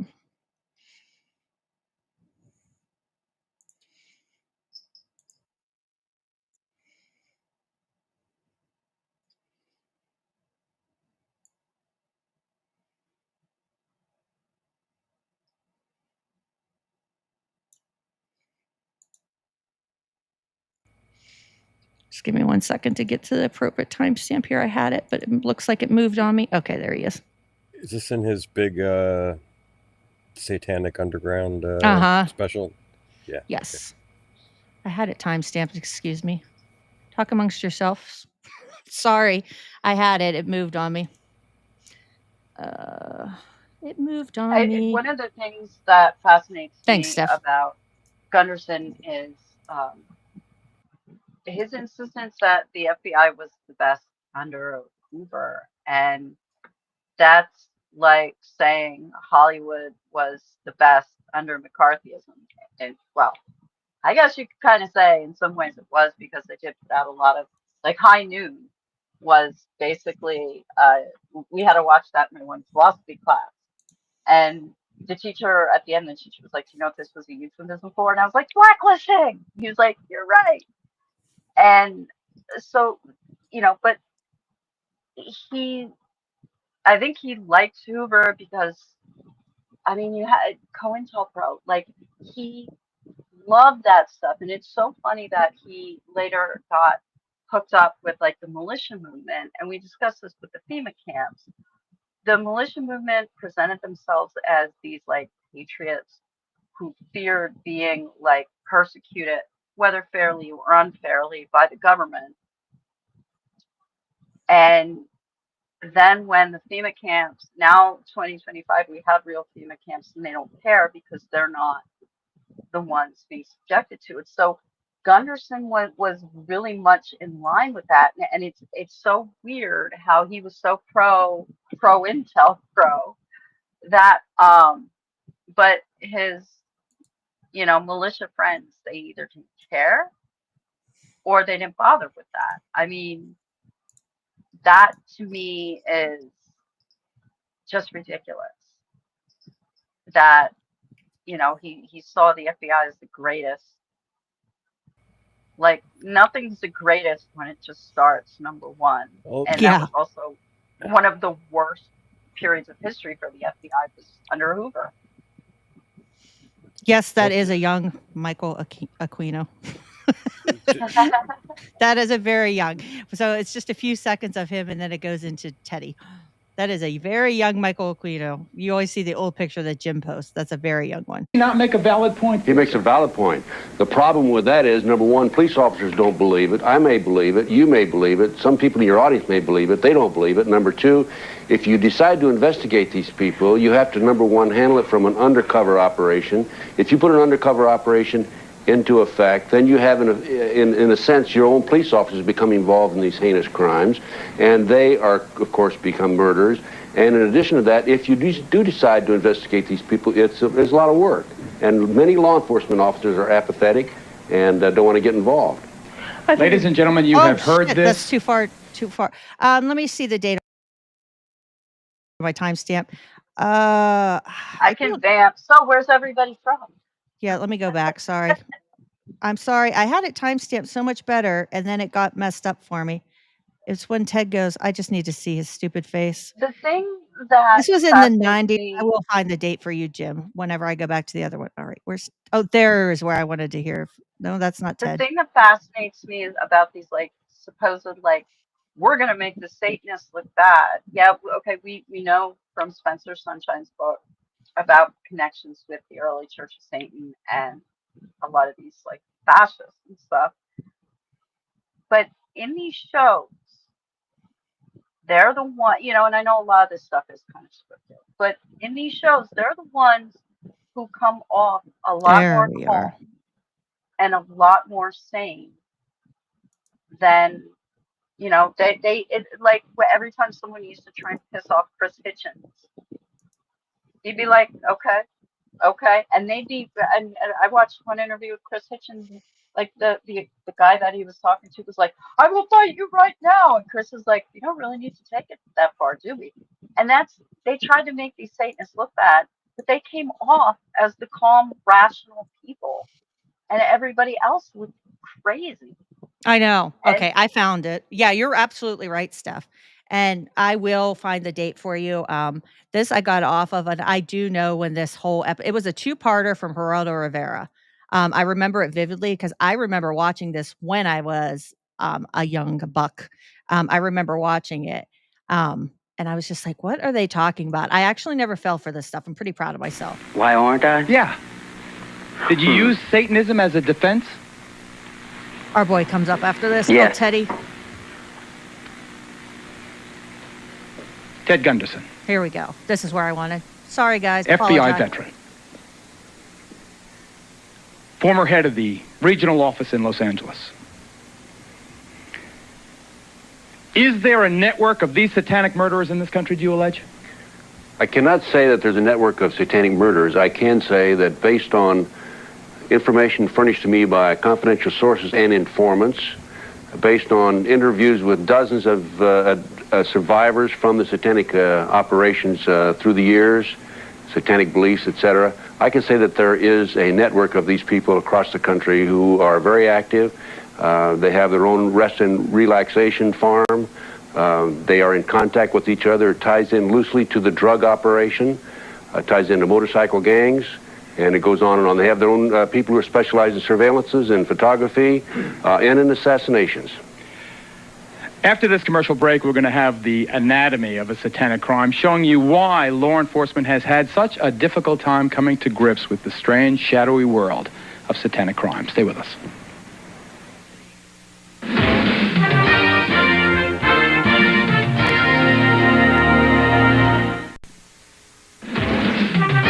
Okay, real quick, the date on that, Jim, is October 22nd, 1988.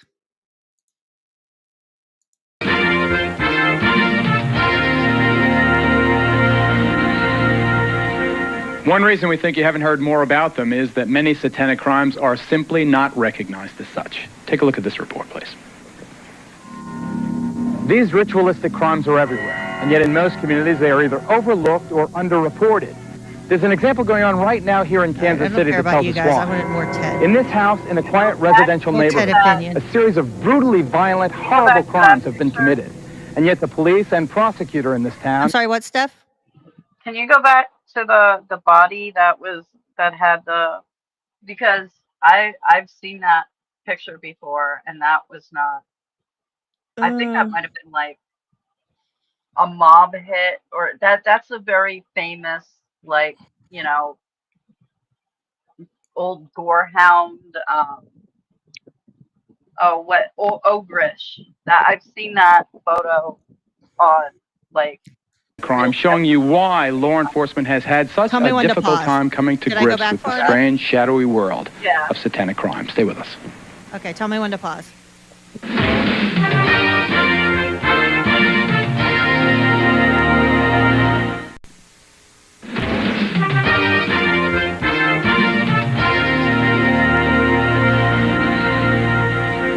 One reason we think you haven't heard more about them is that many satanic crimes are simply not recognized as such. Take a look at this report, please.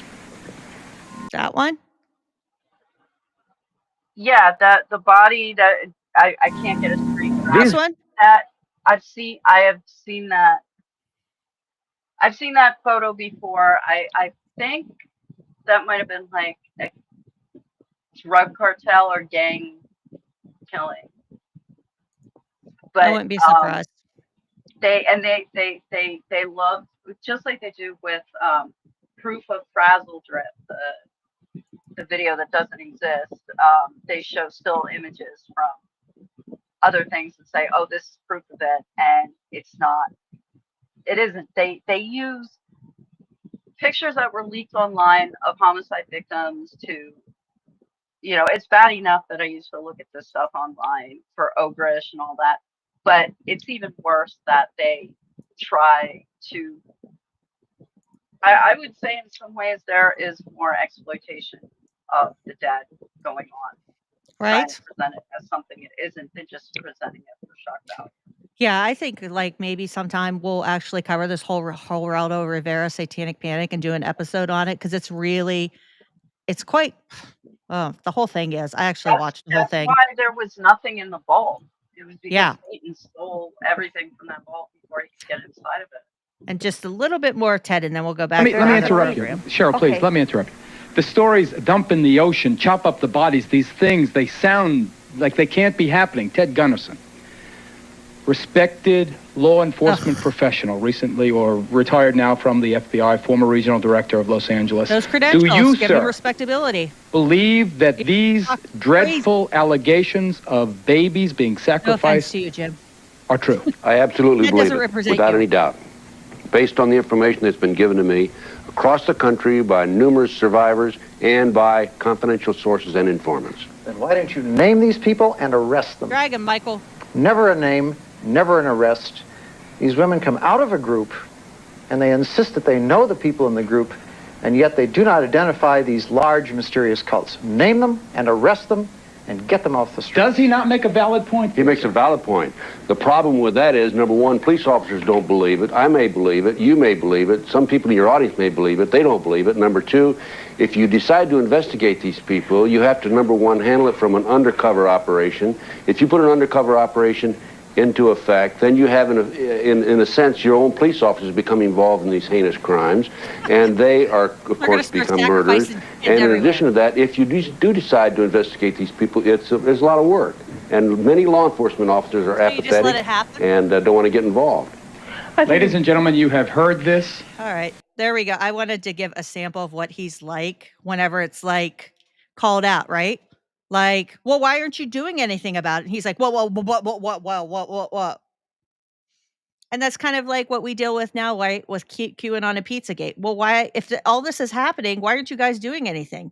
If this is all happening and there's this whole thing going on and all these secret underground tunnels and kids are being trafficked, then why aren't things being done about this? This sounds fucking terrible. Why isn't, anything happening? Yeah, but if you ask a conspiracy theorist why they're not doing anything about these things, you end up like what happened at Pizzagate. You end up with a guy with an AR-15 showing up at a pizza place. No shit, right? Right? But it is a lot of work. Yeah, dastardly. It's so much work. These fucking people. I mean, and there, and I remember, there was stuff about like there being tunnels on Epstein's Island, and the QAA guys had made a point when they were talking about this. They're like, there didn't need to be. Everything just happened in plain sight, and there was just an arrest in a bunch of arrests in Alabama. They had a child sex dungeon. Steph, your stuff's not showing in the stream chat. It's showing up on here, but if you want it, you would have to go into, like, if you want to chat in Twitch, close, or type in Twitch too. Like, but it's showing here, like you're typing. But I posted a link about Steve Pichenik. Oh, do I have links up? Show up. Oh, hold on. Let me make sure the links are on. Maybe I have links. Oh, okay. I'm sorry. No, it's not a problem. I can fix that real quick. I'll fix it. I'm sorry. That might be me. I might have links not on because I had our lives set to. I figured out how to set lives like so people knew it was upcoming. Okay. So I might have shut that off. I'll turn it back on while we chat. No, I can fix it real quick. Okay. Go ahead. Keep talking. I'm sorry. But it is, it is, the Alabama sex dungeon that, and any tunnels, they were doing that in the house. Ing and what were their names? The two guys. Charles Ing and what was the other dude's name? We have the Fritzl case where that was a literal underground lair, but they. And I guess you could kind of like connect it to some like Campbellian, like universal myth that everything that happens below ground must be bad, and everything that happens that is bad must happen below ground. But there's just this almost a mythic, like Jungian quality to this ideation of everything below ground has to be bad. It has to be. It can't just be, an unfinished cellar. It's a kill room. Now, again, the West actually had a soundproof basement for just those purposes, but not, there's this obsession with the underground, and tunnels, and with Martin, children claiming being flushed with toilets, pipes, tunnels. It's just, I don't know, there's something Freudian or Jungian, just some weird thing going on there, and it doesn't happen that way. It often doesn't happen that way. Yeah, I just made you a moderator. I don't know why links aren't blocked, but as a mod, then you can just post whatever the fuck you feel like, Steph. So. Oh, okay, thank you, dear. I don't know why the links weren't blocked, so I don't know why it wasn't working for you. But as a mod, you can do whatever you want. So there you go. Cover up. Well, in my travels, quote unquote, because of my work and the fact that I've gone public with it, as I told you a few moments ago, and as we discussed, people come to me with a lot of information. So as a result, I've been involved in a number of very sensitive investigations. And the Franklin cover-up is one of those investigations. And the Franklin cover-up, there was a savings and loan. I'll remind everybody, if you weren't here for our Johnny Gosh stream that we did, the Franklin cover-up, there was no cover-up. Nothing was ever found. out of all of that. And I'll post an article. Hopefully I save my Google links, my Google Docs. Sometimes I get rid of it, about that. But Ted Gunderson was a big part of propagating that. And it was basically a big grudge from a former senator that started it against a corrupt other senator. He was corrupt, obviously, from his company he had. He was a corrupt senator who cheated people out of a lot of money. I find it amusing that, because I've heard, I listened to a few of these different interviews with Gunderson before my soul escaped my body. He always has to mention how Lawrence King of the Franklin Credit Union, he's a black Republican. He always has to get that in. You can just say he's a Republican, or you don't even need that.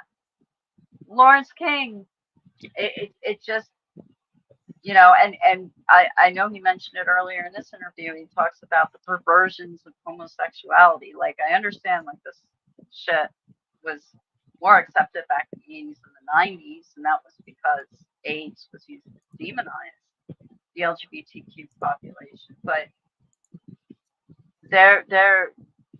this dude is, it's just, he's very, his brain is irrevocably broken. I think it was irrevocably broken for decades, like for most of his life. I really do. For sure. In Omaha, it was catering to the minorities. It was being operated by a fellow named Larry King, a black man, who was high up in the Republican Party, not Larry King Live, of course. Right. And he was they had like a $40 million shortage. The FBI and the IRS raided him You're one because to talk. of the shortage. We know what and there was publicity in the newspaper. FBI file and now. 80 children came forward as a result of this picture that appeared in the newspaper of Larry King and said, "Mommy, that man molested me." Okay? And as a result of that, that initiated the investigation. And I was called in the late 1980s to be actively involved in it, along with the former state senator John DeCamp, who's a very good friend of mine. Oh, and he has a book out called The Franklin Cover-Up, which goes into detail of this. And we found out that the children were being many of the children were being taken out of foster homes, orphanages, and Boys Town at that time. I don't know if it's happened recently. So they're getting these kids out of orphanages and foster homes, Boys Town, and what were they doing with them? They were driving them from Omaha to Sioux City, Iowa, 184 miles away, placing them in private jets, flying to Washington, D.C. for sex orgies, and with politicians and congressmen, senators in Washington, D.C. at Larry King's mansion. He had a house there, and they'd have they have parties. And I've talked to the official photographer, Rusty Nelson.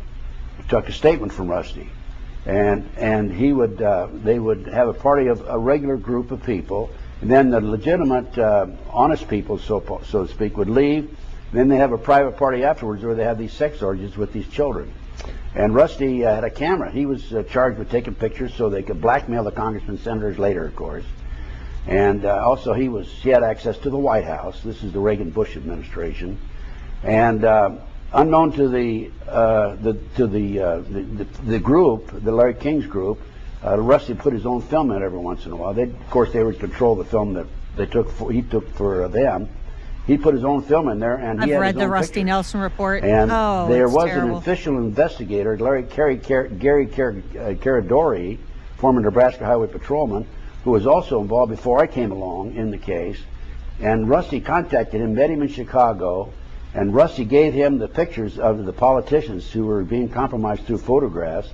He took off in his private plane, and it exploded in midair over Aurora, Illinois. And a farmer saw it explode. It was at night. And the plane came down, of course, crashed. The first one on the scene was a deputy sheriff. He saw the pictures. He started picking them up. An FBI agent came along, grabbed the pictures, said, "Keep your mouth shut." Keep your mouth shut if you know, I know what's that good there for was, you. in other words, Rusty Nelson gave Gary Caradori the pictures that were the smoking gun in that case of the politicians themselves involved in sexual exploitation of children. How high did this go? Like how high? Went up to the White House. There were headlines in the Washington Times. Yeah, just for people out there watching this, Ted provided us with actual news articles. and quite a few documents. So we put it up on thebleepintruth.com for all to actually see. It is cinematic, the documents. Drew. We've already activated the link. So if anyone finds this hard to believe or hard to swallow, I do find it hard there are to news swallow. articles that he's given me, and we put them up there for all to see. So now, talking about the Franklin cover-up, you also investigated a preschool in California, the McMartin preschool. Now I know Steph's going to want to get into this, but we'll let him go. And Let him cook I'd like you to set up the situation, because what was going on there was preschool kids complaining or telling their parents that they were getting molested at preschool, and then there was an investigation. Tell us what happened when you picked up this case. Well, this is another huge cover-up, by the way. What happened is, back in the early 1980s, a little baby came home. See, the preschool, of course, the parents would drop the kid off in the morning, pick him up in the afternoon after they came home from work and all that sort of thing. The mother noticed blood in the child's diapers and started checking into it and found out that the child, in her opinion, had been molested at the McMartin preschool in Manhattan Beach, California. A number of children did come forward. They had a trial. They filed charges against the grandmother, the son, Ray Bucky, and 5 others. The district attorney dropped the charges against 5. There just ended up with 2 of them. And the kids said that there were tunnels under the school. They went into the tunnels, up into a chamber. There were humans. There were adults in robes with candles, chanting. They talked about cutting up brown babies. We think they were sacrificing Mexican children. Oh my gosh. And that they went through this tunnel up into the triplex next door, a trap door in the bathroom, the triplex next door. They're placed in cars, and they were taken out of the community and prostituted. And then brought back in. And then brought back in. 2, 3, 4-year-old kids were being prostituted in the community. So these kids are all telling their parents these stories. They told the parents these stories. And so the authorities went out in 1987 looking for the tunnels. Mm-hmm. And what do you think? They didn't find any tunnels. So I had an opportunity in 1991 to take control of the property. And it had been given to Danny Davis, the attorney, and he had, for his legal fees, and he had sold it to a contractor. And so I went to saw the contractor. I said, look, I want to go in there and take over and look for these tunnels. He said, well, if you'll assume liability and so on and so forth. So I had an attorney friend of mine draw up a contract, assume liability, and we hired an archaeologist, Dr. Gary Stickle. And we went in, and in 34 days he said, yes, there were tunnels here, they've been filled in. Now, the first trial resulted in acquittal of the grandmother, and Ray Bucky was a hung jury. We were in the middle of the second trial when we found the tunnels. I called the DA's office, and I said, send an investigator out here, send somebody out here. We have tunnels here. We can prove there were tunnels here. So they sent an investigator named Perez, and he came out. He got out of the car. He said, what do you got? I said, well, Dr. Gary Stickle's inside. Go on in there and talk to him. I'll be in there with you. He said, no, I don't want you to come in. I said, well, why not? He said, you're too argumentative. I said, no, what do you mean too argumentative? So I went into the meeting, and he's in there. He went in, and he tells Dr. Stickle that there are no tunnels there. Dr. Stickle had said there were tunnels there. And this guy was from UCLA, Dr. Stickle, the archaeologist? He was an archaeologist. He had a doctor's degree. Right. And what happened, the tunnels have been filled in with debris or with dirt from another location. So you could see, if you take a knife and cut right through the ground, you can see where the natural soil was compared to the soil. Did you find any evidence in those tunnels? Oh, we found all kinds of evidence. What did you find? We found like 2,000 animal bones in there, and artifacts. We found vases, and all kinds of information. Did you find anything from the kids? No per se. Not per nothing se. Tied into the kids. But we found the trap door. No magazines, nothing of that nature? Nothing like that. But the trap door was there in the triplex next door. And one of the fellows, in fact, there was an opening, probably about 2.5, maybe a foot and a half, 2 feet. We had one of the skinny archaeology diggers go in there and take pictures of the trap door. And there was a trap door there. Did the media pick up on this? The media covered it up. Mainstream media covered it up. And as a matter of fact, there was an article when Dr. Gary Stickle said that there had been tunnels that had been filled in. The media did an article on it. And the first part of the article said we didn't find tunnels. The last part of the article said we found tunnels. The trick that the media uses, because most people, they read just long enough to see if the tunnels were found, then they don't read anymore, as you know. We talked about that last night. Sure. Or this morning. But there were tunnels there. We found them. We presented them. Now the reason for the cover-up. This trial was 2 years. And this fucking the guy first trial here lasted 2 years. Okay. The second trial, I don't know how long it lasted. It didn't matter because it was covered up too. What was the reason for the cover-up? The reason for the cover-up because it identified actors, professional baseball players, professional football players, politicians, the son of the most prominent politician in Los Angeles. Well, I'm glad Jim's reading along in this FBI file. Page 240 of the Gunderson's FBI file gives you a really clear idea of why he needed this Satanist scam. He was broke and in debt to the IRS. Oh, that makes sense. The grift, he needed it. Thanks, Jim. There's cover-up, another major cover-up, just like the McDonald case. So when you talk about satanic activity, they're, in your estimation, they're connected through the highest levels of society. Absolutely, absolutely. The satanic movement in this country is permeated into every level of our society. You can't tell. You get on a bus, or I give a lecture, and there's going to be a few of these people in there. The government informants are going to be in there for sure. And they're going to be, you can't tell them from you or me or anybody else that's straight. Now, assuming you're straight, and I know you are. Yeah. Now, from all of your investigations... I'm kidding you, Chris. Yeah, I know you are. But from all of your investigations and whistleblowing, aren't you afraid if... Do you want to speak on McMartin before we go any further? I know you've been typing in chat, but do you have anything to say about what occurred and how that all went down? Well, it was... I think it is still to this day the longest and most costly court case. I mean, $15 million in, what year was it? 92? I don't know what the adjusted, I don't know, just for inflation, but 15 million. These people's lives were ruined. They basically had to live the rest of their life kind of in hiding, not like witness protection, but even though they were let go and all that, it was, their lives were ruined. And there, I guess at one point some of the kids who had been involved in the case, I guess they took an ad out in the LA Times or something. I'd heard this on the Time Suck episode about McMartin, which was actually pretty good, given that it was Time Suck. That some of the kids took out like a big ad in a major newspaper apologizing, like years afterwards. And the response to the Buckies was, "You don't know you were children, and you were coerced. The real abuse came from prosecution, from the parents, from the police, from the psychologists that were involved in this case. That is where and I'm not saying that they sexually abused children.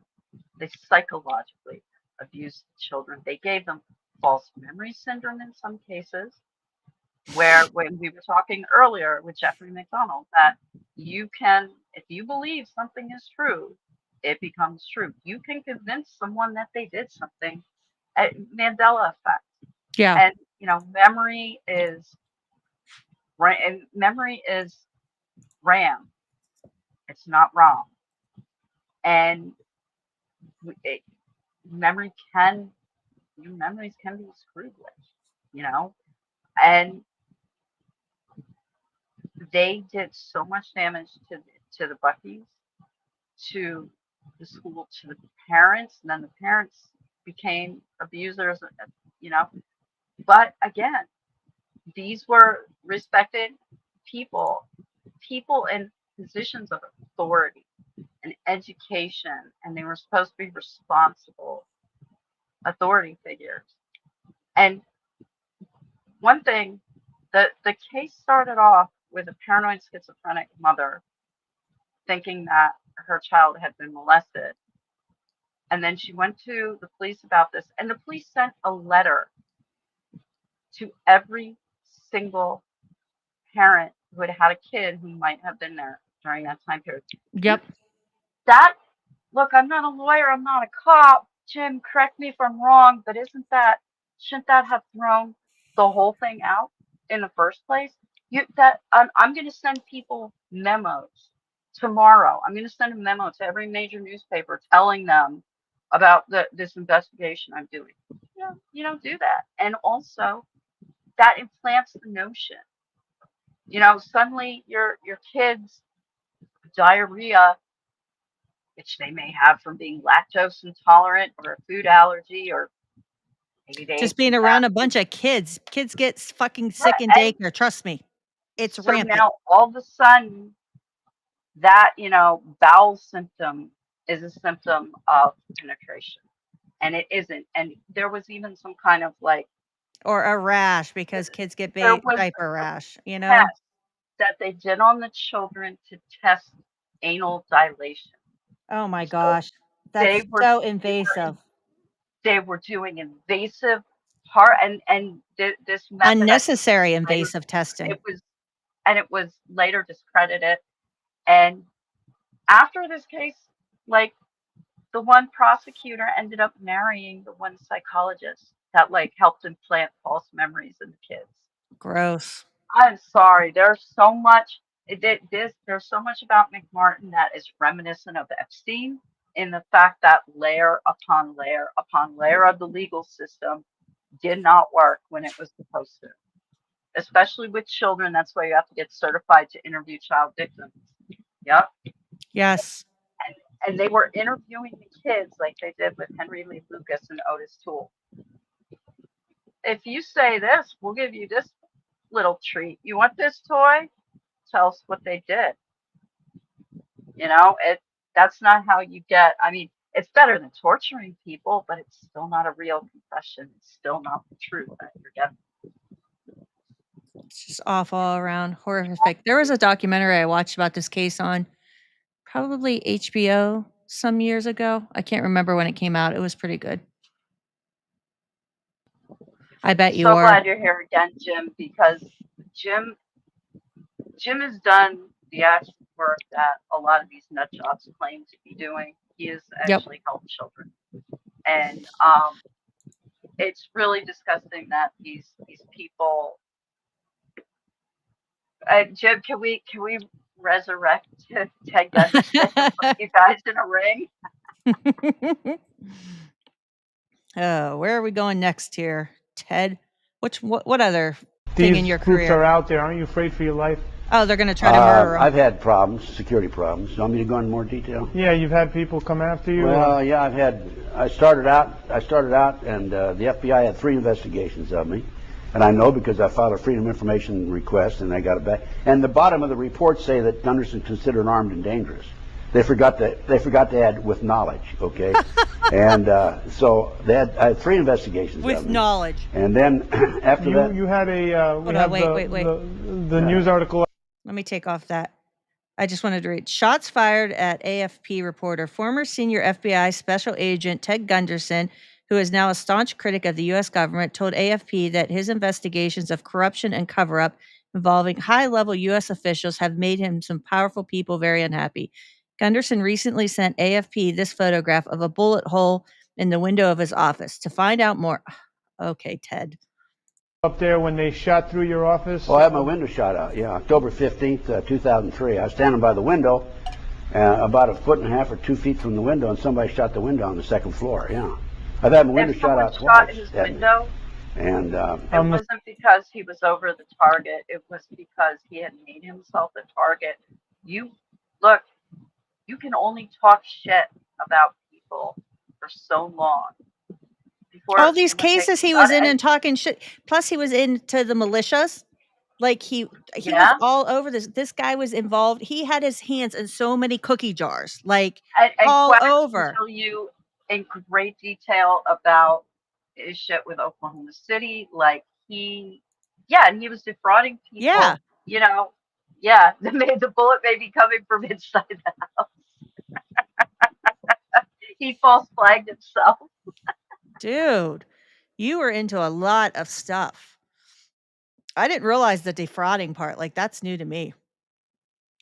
Jesus.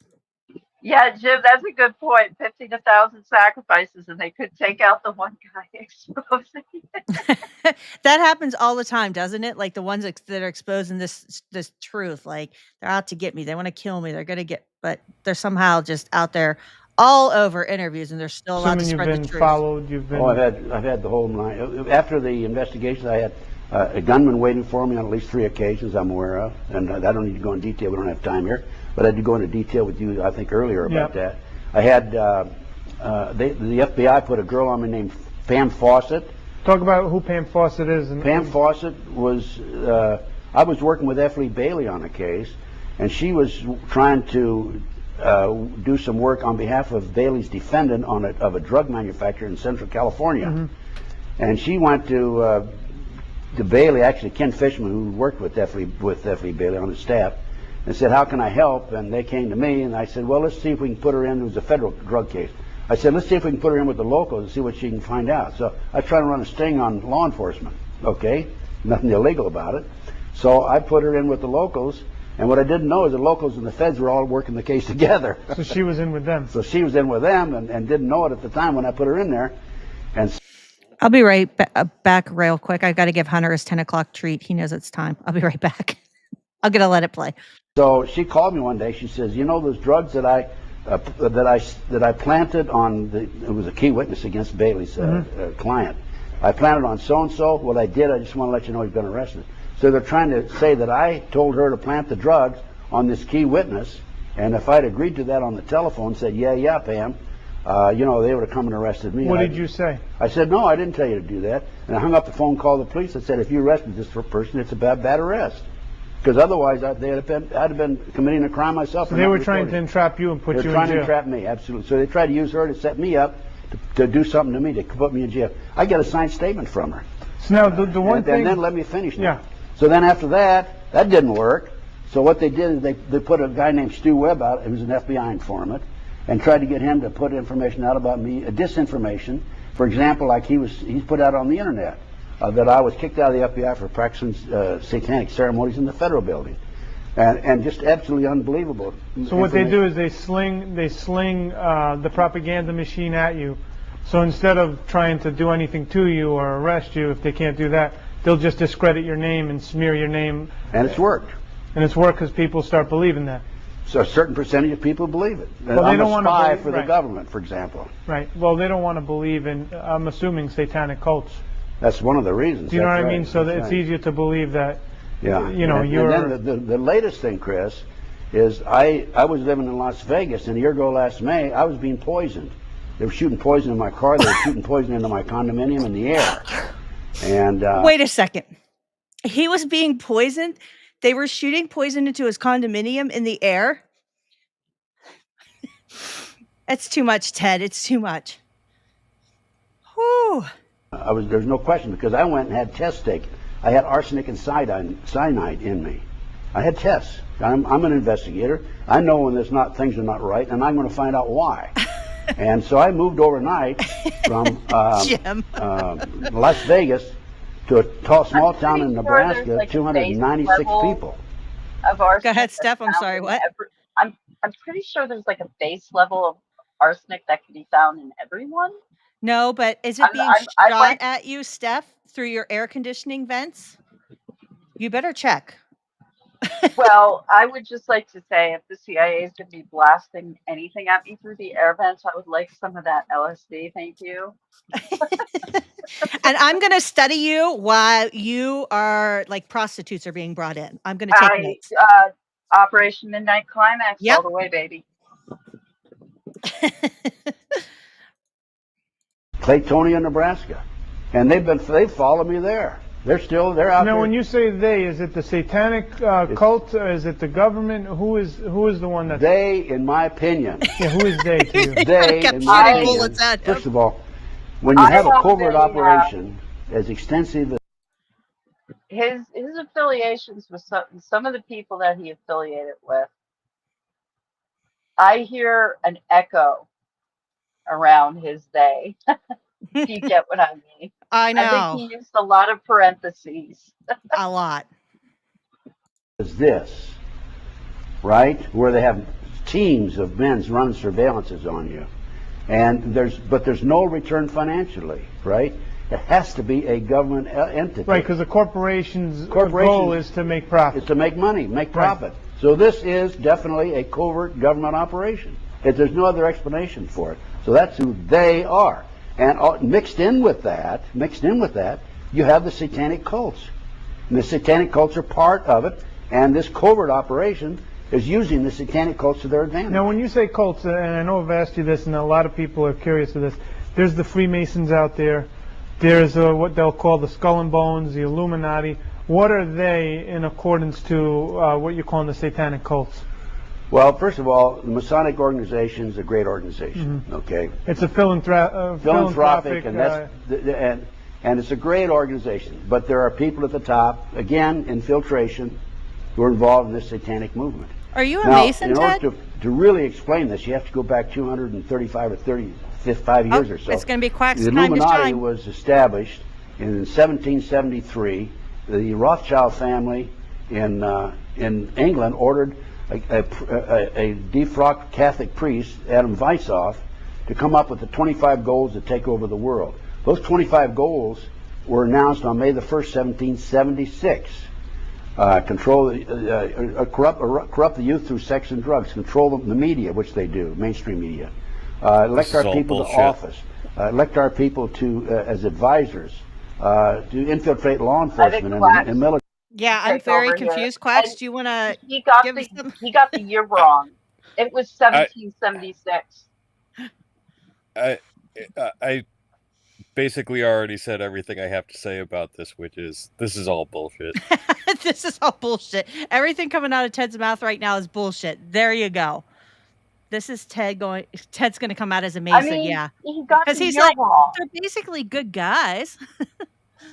I mean, and everybody, not everybody, obviously, but the Illuminati, it's just like 1776, the same year as American independence. Like they always make a big issue about how it happened the same year as American independence.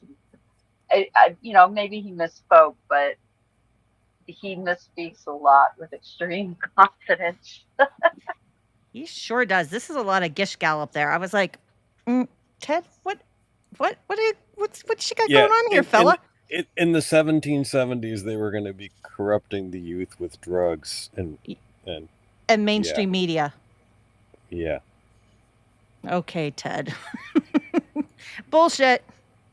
There's 25 goals. They're very clearly defined. So what group did they channel those goals through? Was it the Freemasons that they put that through? The Freemasons? No. No, Some don't of the talk leaders about the Masons. The Freemasons are involved in this, but they channel this through various organizations, through the satanic cults themselves. Boy, he's hung up on Satan. That gives you the basis. There's a great book out called Pawns in the Game that explains all this. Now, we have a lot of callers. I was just about to check that book to see few. if that's what he was. Oh, really? Yeah, I was just about to check that book to see if that's where he got that from. I just opened the PDF. Have you read it before? I'm actually in the process of reading it. I'm on chapter. That's funny that you're like, I bet he's going to cite Pawns of the Game. Well, I started reading it because he reproduces like 4 pages of it in the beginning of his book on the New World Order. Oh, really? And I hadn't been too familiar with William Guy Carr, but he's a big Illuminati conspiracist between Nesta Webster and John Todd. Gotcha. So Ted is very into them then, into that stuff. Yeah, he's Carr is one of those guys who has to tell you on the first page how not anti-Semitic he is. Oh, lovely. And then proceeds to be anti-Semitic. Not all Jews. Not all. And we'll see what the viewers have to say. Viewer, you're on the air. What's your name and what's your comment or question? I did not know they took calls. This is exciting. I love calls. This is like Art Bell territory, and this guy's boring, but I love viewer calls. I didn't watch this whole thing. I just read the transcript. And I have to believe everything he is saying is the truth. My religion believes is there are so much satanic in our upper government that is just waiting for the Antichrist to come into control, and that is going to happen so soon.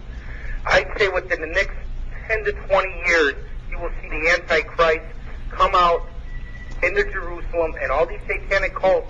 This is all part of our end times, which we are in, whether you believe it or not. And is there somebody that can stop these people from kidnapping these kids, and they know about it? I have bad news. That didn't happen. And there's not somebody that will help these poor children? Good question, Jim. Okay. Go ahead, Ted. Jim, I have a report that I put together. I put together a tremendous number of reports.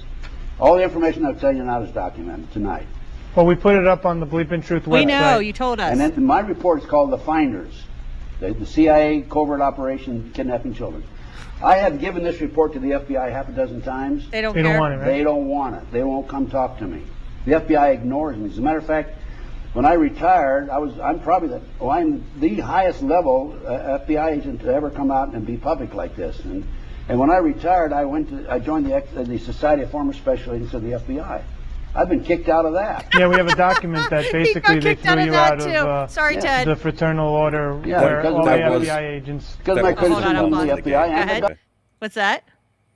That bit about corrupting with drugs is directly out of Pawns in the Game.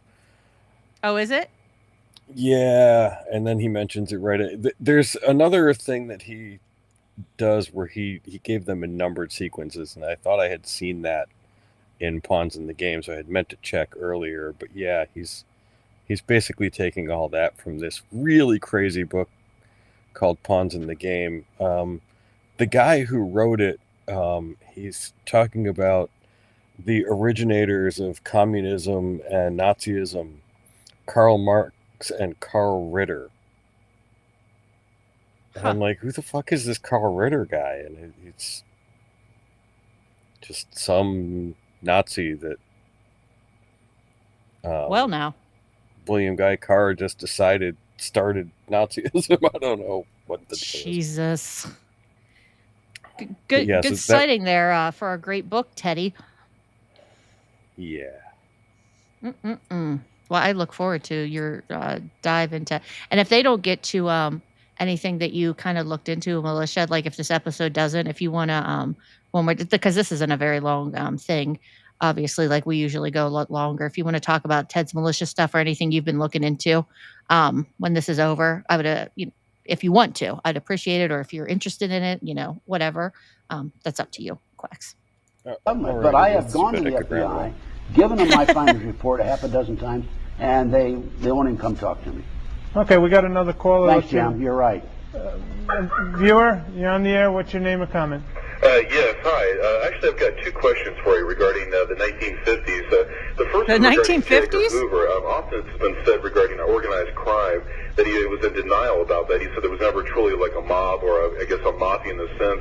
What are your thoughts about that? And the second question is, since you were a FBI agent during the 50s, and when you got the Joseph McCarthy hearings and the whole issue for looking for those who were truly the Red Scare, I'd just like to get your thoughts and just the atmosphere of what that must have been like, if you then compared to what even like today in our current situation, as far as quote the terrorism. So I appreciate the time. Great question. Good questions. Okay, it just so happens before I worked Special Inquiry White House Matters, I worked organized crime racketeering for 2.5 years as a supervisor in Washington D.C.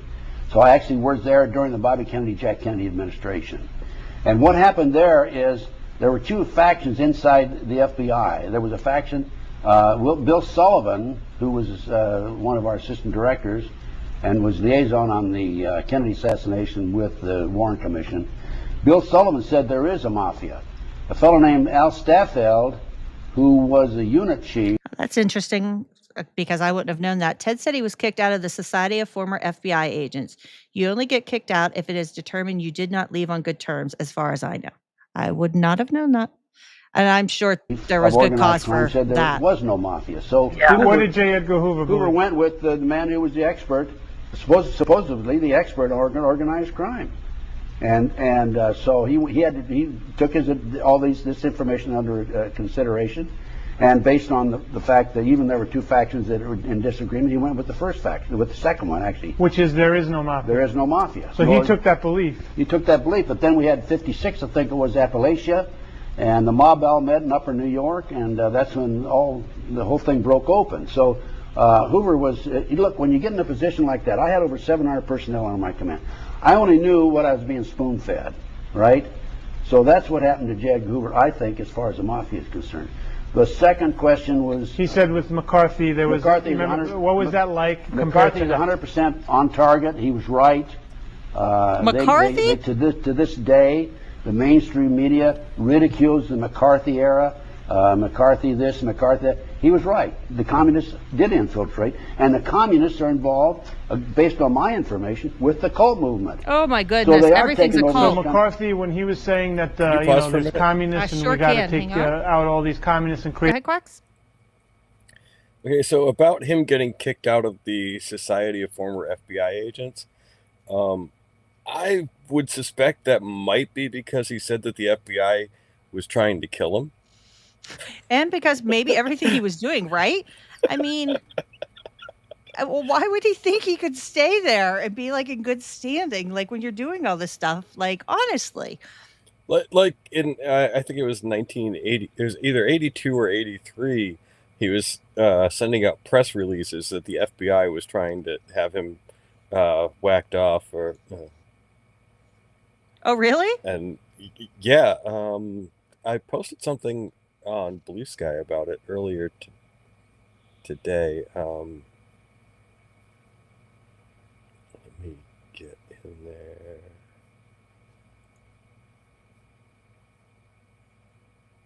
Yeah, living Jim on the said run. Pretty sure it was because of his fraud case in '82 as well. Go ahead, Quacks.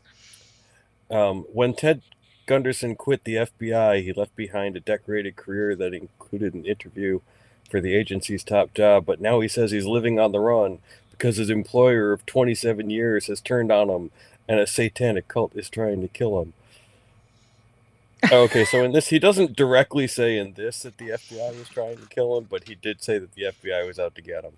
Okay, so my mistake. He didn't say they were trying to kill him, but that was 83.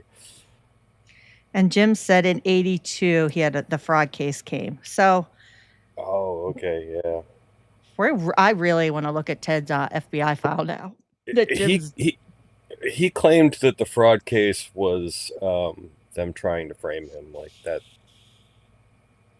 That was his sure, Ted, for the fraud case in '82. I mean, he was just saying that they're at every level of society, at every level of the government. It's an infection. If they wanted to take him down, they could. You think this all-powerful, all-seeing Illuminati government could just do it without having to do all this little like sideshow stuff? Yeah, I definitely intend to read his file. It's on my list. I have it bookmarked. Mine too. It's in our Google Doc. I'll make sure I bookmark it too, so I don't miss that. I definitely am going to read it. You should read it. It's wild. I'm going to. Now I am definitely digging into it.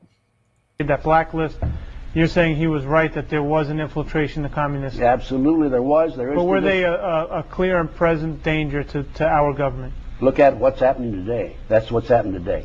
The cult, the mob are involved with this movement to take over the country from within. It's called basically, the big umbrella is called the Illuminati. And these people are under the umbrella. So that's where we get the Patriot Act and where they start saying that we need to strip away. So you feel that this is an agenda they've had in play for years? This is an agenda's been in place for 230 some years. The whole terrorist movement is a phony movement. It's been orchestrated and perpetrated by this covert element within our government in order to pass establish Homeland Security, pass the Patriot Act, take away many of our constitutional rights and civil liberties. That's what it's all about. But what you're saying is those events did happen, but our government had a role to play in the terrorist, right? You're not saying that they didn't happen. No, they did Oklahoma happen. City, you're saying they did, but Oklahoma City happened. World Trade Center car bombing. You're saying that our government had a direct role in those events. I'm saying that there is a covert element within our government that had a direct role in that. Well, now go back there. Covert overt, right? Mm-hmm. There's a covert element, yes. So there's a whole group of people that are in the overt element. In other words, they're doing the day-to-day job. They really are FBI agents, they're police officers. They have no clue, right? They're good, honest people. Good people in the FBI, police department, CIA, NSA. But there is a covert black operation that's active in this country. Very active. Now my question to you is, and I think... Those are good questions, by the way. Yeah, they were great questions. My question to you is, in the government, there seems to be a mass, I guess, perversion in there towards, like you said, sexual proclivities, whether it's homosexual, pedophilia. Is this a new thing in the last 50 years? Oh, again, or is this something that's always been there? Go ahead, Steph. I wanted to point out he included homosexuality as a sexual perversion alongside of pedophilia. Yep. Oh, and do you want to, since he mentioned that, and we're nearing the end, do you want to talk about Art Bell and what he did with that and how disgusting it was? I was just reminded because I was looking at our notes. After it's done, if you want, after this video, I can. Okay, because it's almost. We'll let you do your Art Bell, and then Quacks can do his militia or whatever he wants to talk about. We'll do it that way. Quacks do the militia thing first because I know it's later for you guys, and okay, yeah, tired. And So Quacks he gets sleepier than I do. I can stay. I'm much more of a night owl. Okay, because we have 8 minutes left here. Perfect. Okay, sounds good. As far as power and people in power. It's been there for years. As far as I'm concerned, I'm sure it's been there for years. So in the 50s, there was things going on that are going on today, right? Yeah, it's been going on for years, as far as I'm concerned. But it's only that old saying, you have to crawl before you can walk. Well, that's what's happening. We're starting to walk. We were crawling for years, as far as knowledge of this is concerned. Now we're starting to walk. Pretty soon we're going to be trotting. Pretty soon we're going to be running, because people are learning more and more about what's going on. Now, I've been in this movement for 28 years. And when I first came out and started talking this way, I did it gradually because I didn't have as much knowledge then as I do now. But even though I didn't have the knowledge then that I do now, people said, this guy's You still don't have knowledge. Well, now it's proven that I'm right. Yeah, with the finders, just so people to know, because you actually furnished us, there was a documentary team from Europe, right? Exactly, Jim. Pretty soon we'll be storming pizza restaurants. The fact that, because there was a Washington Post article on that? There's been a Washington Times article. Washington Times article. There was a documentary crew that did a piece on the finders. In other words, them putting in boys' prostitution ring into D.C. And what happened was, and we actually have the TV guide schedule you had given us. We put it up on the website. TV guide schedule. Where this is old. They had the actual documentary in there on the Discovery Channel. This was in '92, I believe. That's was right. it? No, May the 3rd, 1993. Very good memory. 1994. 94. But then what happened was they changed the program schedule real quick, and then they put some animal show on there. They wouldn't put the finders. What happened in that interim? Why was the Discovery Channel not allowed to play that documentary? Well, what happened? Certain members of Congress allowed. They're going back to the Franklin cover-up case now. The kids being used as toys for their sexual exploitation in Washington, D.C. Mm-hmm. What happens is this camera crew came over from Yorkshire TV in England for 7 months. In fact, they interviewed me and John DeCamp and so forth. Mm-hmm. John DeCamp's a hero, by the way. No, he's not. He's a Vietnam veteran. He's a hero. They were going. It was scheduled to be aired on May the 3rd, 1994. Listed in TV Guide. At the last minute, certain members of Congress found out about it. They threatened the cable industry with legislation, and they pulled it off the air. They didn't put it on the air. So for this one show, they were threatening their FCC license, and they had to pull it off their program directory. Exactly. That's exactly what happened. Now, what I did, I ordered a copy of that guide. It was in there at one time. Sure. I ordered a copy of that guide. It's no longer in there. They reprinted the whole book, obviously. So what I did is I went to the LA Times TV Guide section for May the 3rd, 1994, and it's listed. I went to the Philadelphia Inquirer on the East Coast. Ted. We got it up right now for people to see. And it's listed. Right. Conspiracy is silent. So, that's how powerful these people are. Here's your documentation. So now we're getting towards the end of this. Why do you do this? Why do you go on radio stations and programs? Why do you tell people about these things, especially when it endangers your life? And at the same time, people, you know, you've been excommunicated by your fellow FBI agents. Why do you go out and spread the word around the country? And also, you still help on cases around the country. Lawyers fly you in, and wherever you could help someone, you do. Why do you keep doing this at 78 years of age? I have a conscience. I'm a Christian. I care about people. I make money. I love my country. Love my family. I have the training and the experience, and I have the knowledge in order to make this public.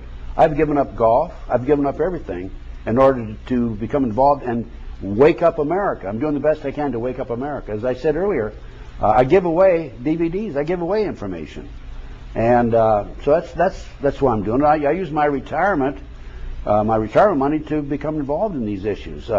I've got $17,000 in the McMartin case. I've got $30,000 in the Jeffrey McDonald case. I had a young black girl kidnapped off a bus bench in L.A. Patty Franklin by LAPD cop that took her out and gangbanged her. Go ahead, Steph. His exorbitant. If let's assume that he is telling the truth, that he also did put all this money into these cases. He might have. Okay, so let's believe him there. What does that tell us about everything he's going to say about those cases? He has a financial stake in these cases being what he claims they are. He sounds as credible as the My Pillow guy, Mike Lindell. I put all these monies into these cases.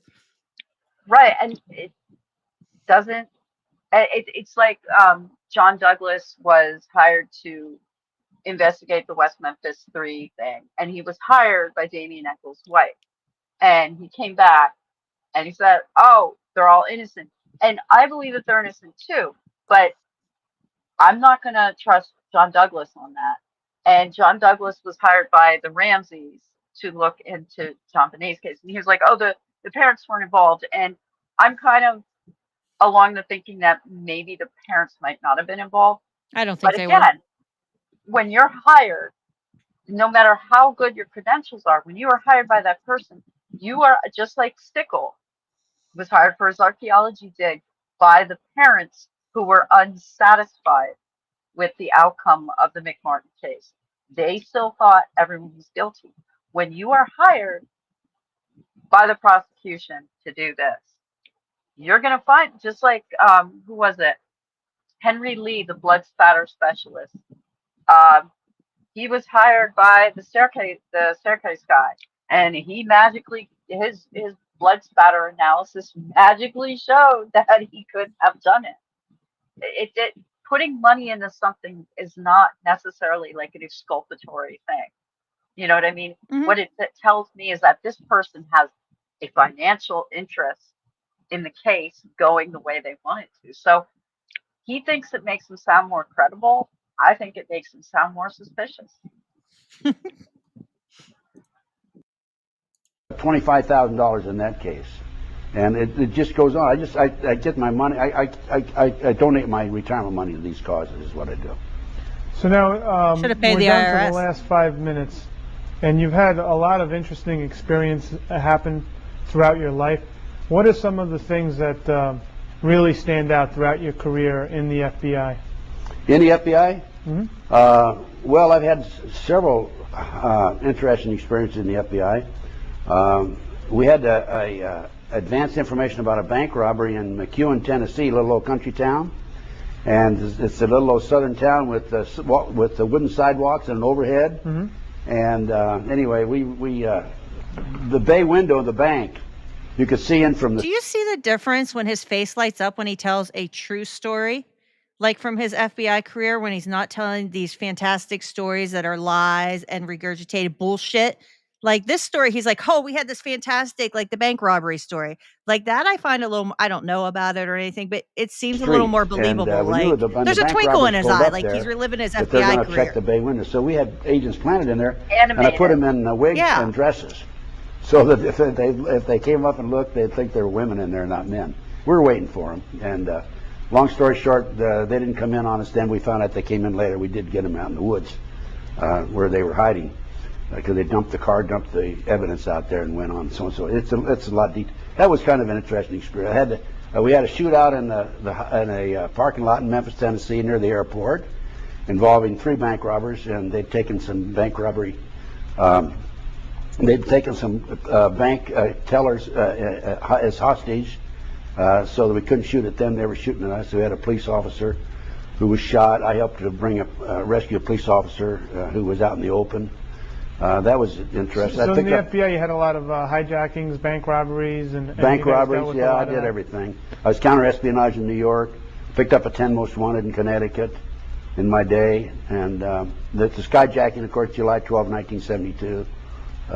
Negotiating with the 2 terrorists. So I had a lot of interesting experiences. Do you miss the FBI? No. Why not? Well, particularly now because the FBI has been infiltrated by the Illuminati, in my opinion. This is my opinion. So you believe after J. Edgar Hoover died, the FBI quickly became politicized once he had the stronghold, especially with his files. So they didn't want anyone like you or another FBI chief taking over. They didn't want anyone with a FBI background taking over. So what did they have take over? Well, they had an admiral take over, and they've had judges take over. So here you have all these FBI chiefs. So you were in charge of Southern California. There's others in different regions, and instead of any of you taking over the FBI, and you know how it works better than anybody, they had judges, they've had admirals. In other words, they've politicized the FBI. Absolutely. So the FBI doesn't hold the same kind of clout it had under J. Edgar Hoover. I did an interview. It's on DVD video, and it's captioned 911 failure, the new versus the old FBI. Under the Hoover. new FBI has nothing that they can offer in the way of what we offered. The old FBI had integrity. We had integrity. We were the greatest law enforcement agency, I'm convinced, at least investigative agency in history. What do you make when they start pointing out with J. Edgar Hoover was a cross-dresser, and they start hammering J. Edgar Hoover's own behind the scenes? Well, I don't think he was. I I think he probably had trick photography. The reason I say that is because this didn't come out until after he'd been dead for 20 years. Trick photographer. Mm-hmm. And they said that the person that actually originally brought it out was questionable. Her character was questionable. She was the heir to. She was a goddamn liar. So I don't think it's true myself. You think they might have tried to discredit him since he had all the information on all the politicians? And they tried to discredit me. Look what they tried to do to me. Well, Ted, I just want to thank you for flying. And that is Ted.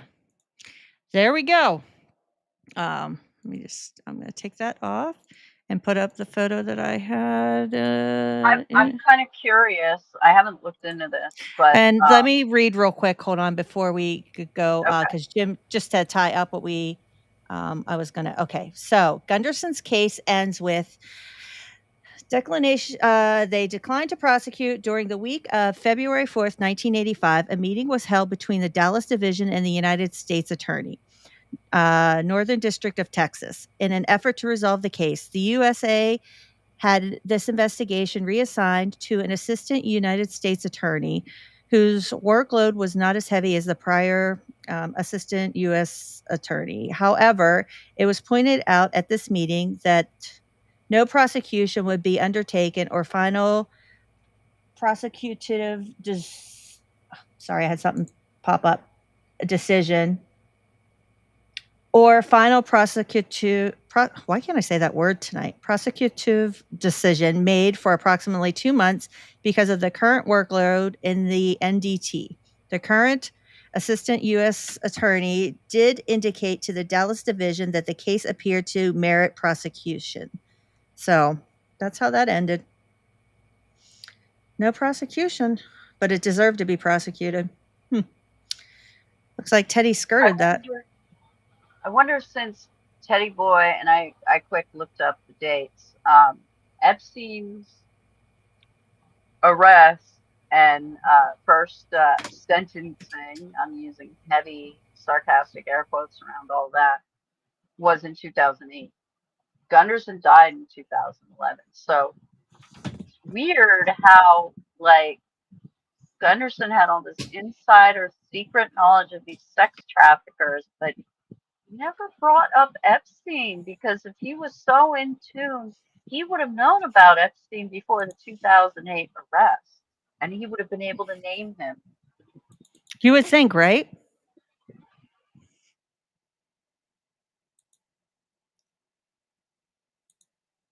Did I lose you? No, I'm still here. I just mute it. I was looking here. The article, if anybody's curious, that I have up here before Steph presents her thing on Art Bell and what Ted Gunderson did to him. Quacks next. Oh, I'm sorry, Quacks. Before Quacks goes, Yeah. Just so I could read this real quick.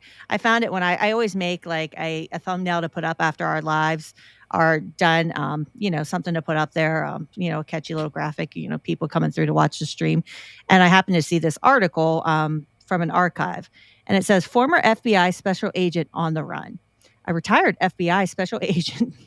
I'm sorry. I don't mean to laugh. Well, some of the stuff he does is just laughable. Claims his employer of 27 years has turned on him and that a satanic cult is trying to kill him, a newspaper reported Sunday. Oh my gosh, Sunday. Ted Gunderson, now a private investigator, is on the run, living from a suitcase and associating with criminals in a lifestyle that is stark contrast to his decorated career with the FBI, which included an interview for the agency's top job, the Dallas Morning News said in a copyright story. I just don't understand it, Gunderson told the news in an interview at an undisclosed southwestern city. I thought that the FBI, would help me. Instead, they're trying to destroy me, said Gunderson, a 54-year-old Nebraska native who headed the FBI offices in Memphis, Dallas, and Los Angeles. Dallas FBI Chief Tom Kelly denied that his agency was trying to destroy Gunderson.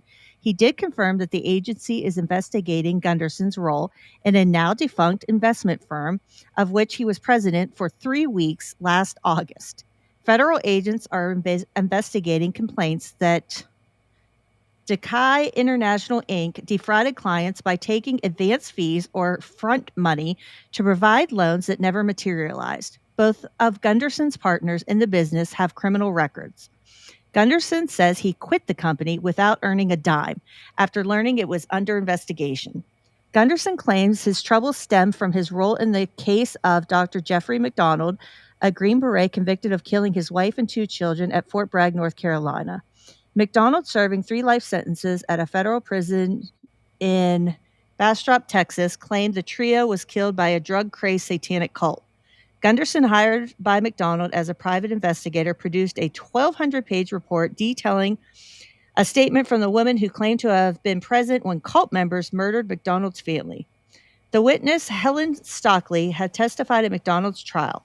A federal appeals court later ruled that she was an inherently unreliable witness because of her admitted drug habit. Gunderson claims Dallas FBI agents, acting on behalf of the government, are doing everything they can to have him indicted on charges of mail fraud and fraud by wire because the government is not willing to prosecute the people he believes are the real killers of the McDonald family. That's why I'm in this mess I'm in now. I'm standing up for McDonald. I know that I'm right about McDonald, Gunderson said. Kelly, the Dallas FBI chief, said that the investigation has no connection with Gunderson's work on the McDonald case. So, yeah, he actually called the reporters and was living suitcase to suitcase, running from the FBI because they were trying to take him out. Like, this dude, like, whoo! I couldn't believe, like, that article fell into my lap. Like, this little newspaper article just right there, Ted on the lam. But that's that. So, Quacks, you got your voice all rested up to present some stuff on Ted here? Yeah, there's not too much to say, but I've been looking into his commentary on the Oklahoma bombing, and as soon as it came out, or as soon as the bombing happened, like almost immediately after that, he was claiming that the fertilizer bomb could not have done that damage, and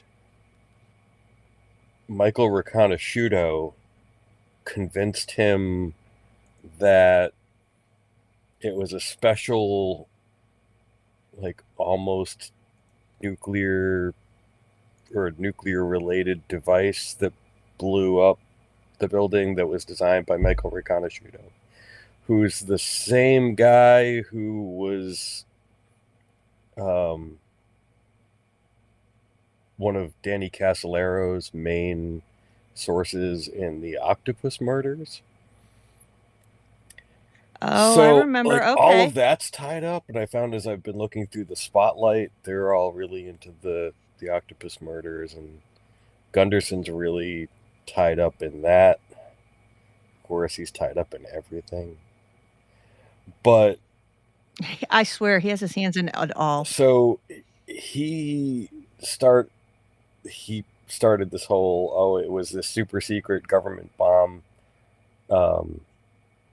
idea that was spread by like the Spotlight, the Liberty Lobby's publication, and then Soldier of Fortune did a debunk of Gunderson's material as presented in the Spotlight.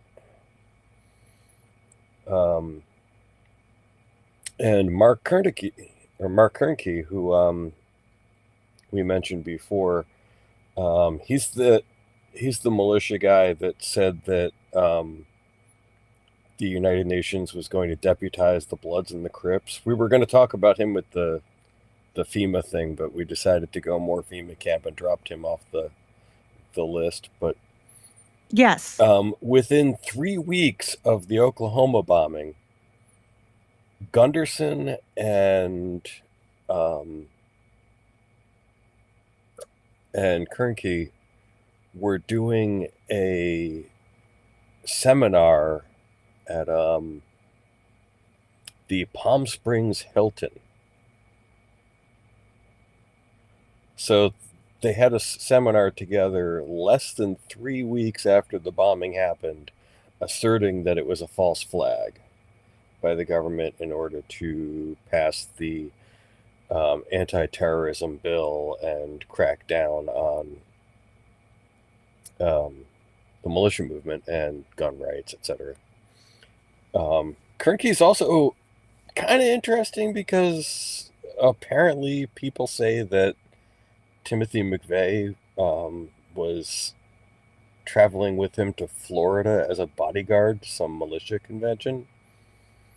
And I haven't seen that proved or disproved.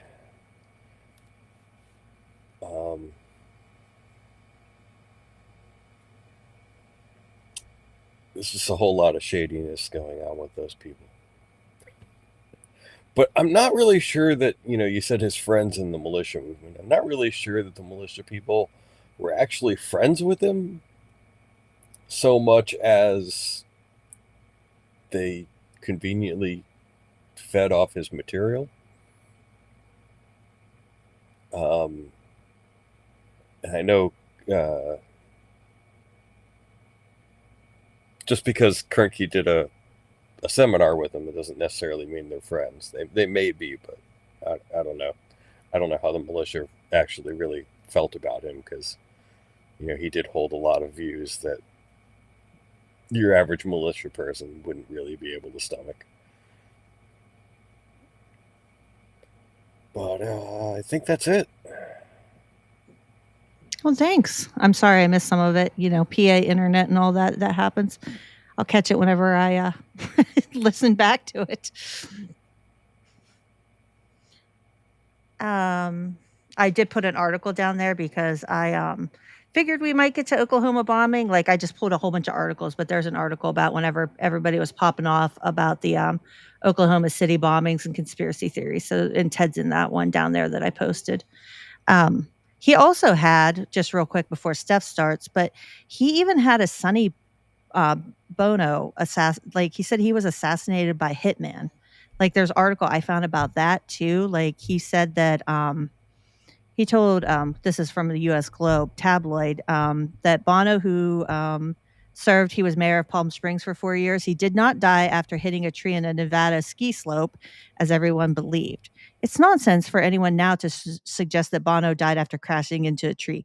There's zero evidence in the autopsy report to show such an accident happened. Instead, there's powerful proof he was assassinated. There was an evil plot that was carried out to almost perfection by ruthless assassins. Like, this guy is not in his right mind. Like, he saw conspiracies everywhere. And the reason was that he said Bono was going to make it his number one priority to like expose people, I guess. Like, Ted was not okay. He really was not. Thanks, Jim, for stopping by. I appreciate it. It was really great to have you here. Yes, thank you. I'm glad you came. Thank you.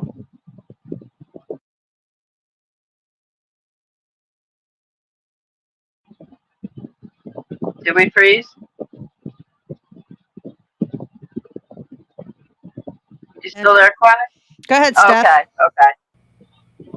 Yeah, okay, do you want me to get into anything else, Quacks, about Oklahoma City?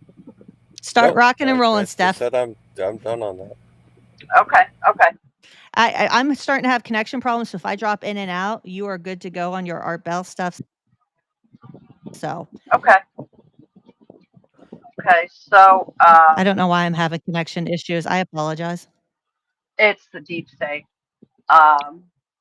It is. So I'm going to be citing the sources that that I'm reading from. And this first one is just a rundown from Wikipedia. Art Bell was known for going in and out of retirements. And his first retirement was announced on October 13th, 1998. It was, as they say here, highly unexpected. And he spoke of, quote, an event, a threatening, terrible event occurred to my family, which I could not tell you about because of that event and a succession of other events. What you're listening to right now is my final broadcast on the air. He returned on October 28th, asserting that the brief departure was brought on by threats made against his family. And then on May 29th the next year, Bell explained that this retirement was due to an allegation made by hosts of the WWCR shortwave radio that Bell had paid to cover up a criminal indictment. The facts of the matter became public knowledge in 2000 when the media revealed that an actual criminal indictment was filed against a person who had assaulted a member of Bell's family. Because of the nature of the crime, Bell had wanted to keep the matter private. Ted Gunderson, the former head of the Los Angeles FBI, and the hosts of WWCR shortwave radio had accused Bell of the crime. He responded by taking legal action against Gunderson as well as the host and the stations, and it was resolved in a settlement in 2000. What had happened was Art Bell's son was a minor at the time, had been taken across state lines by a substitute teacher who was HIV positive. And at this time, HIV was still a death sentence.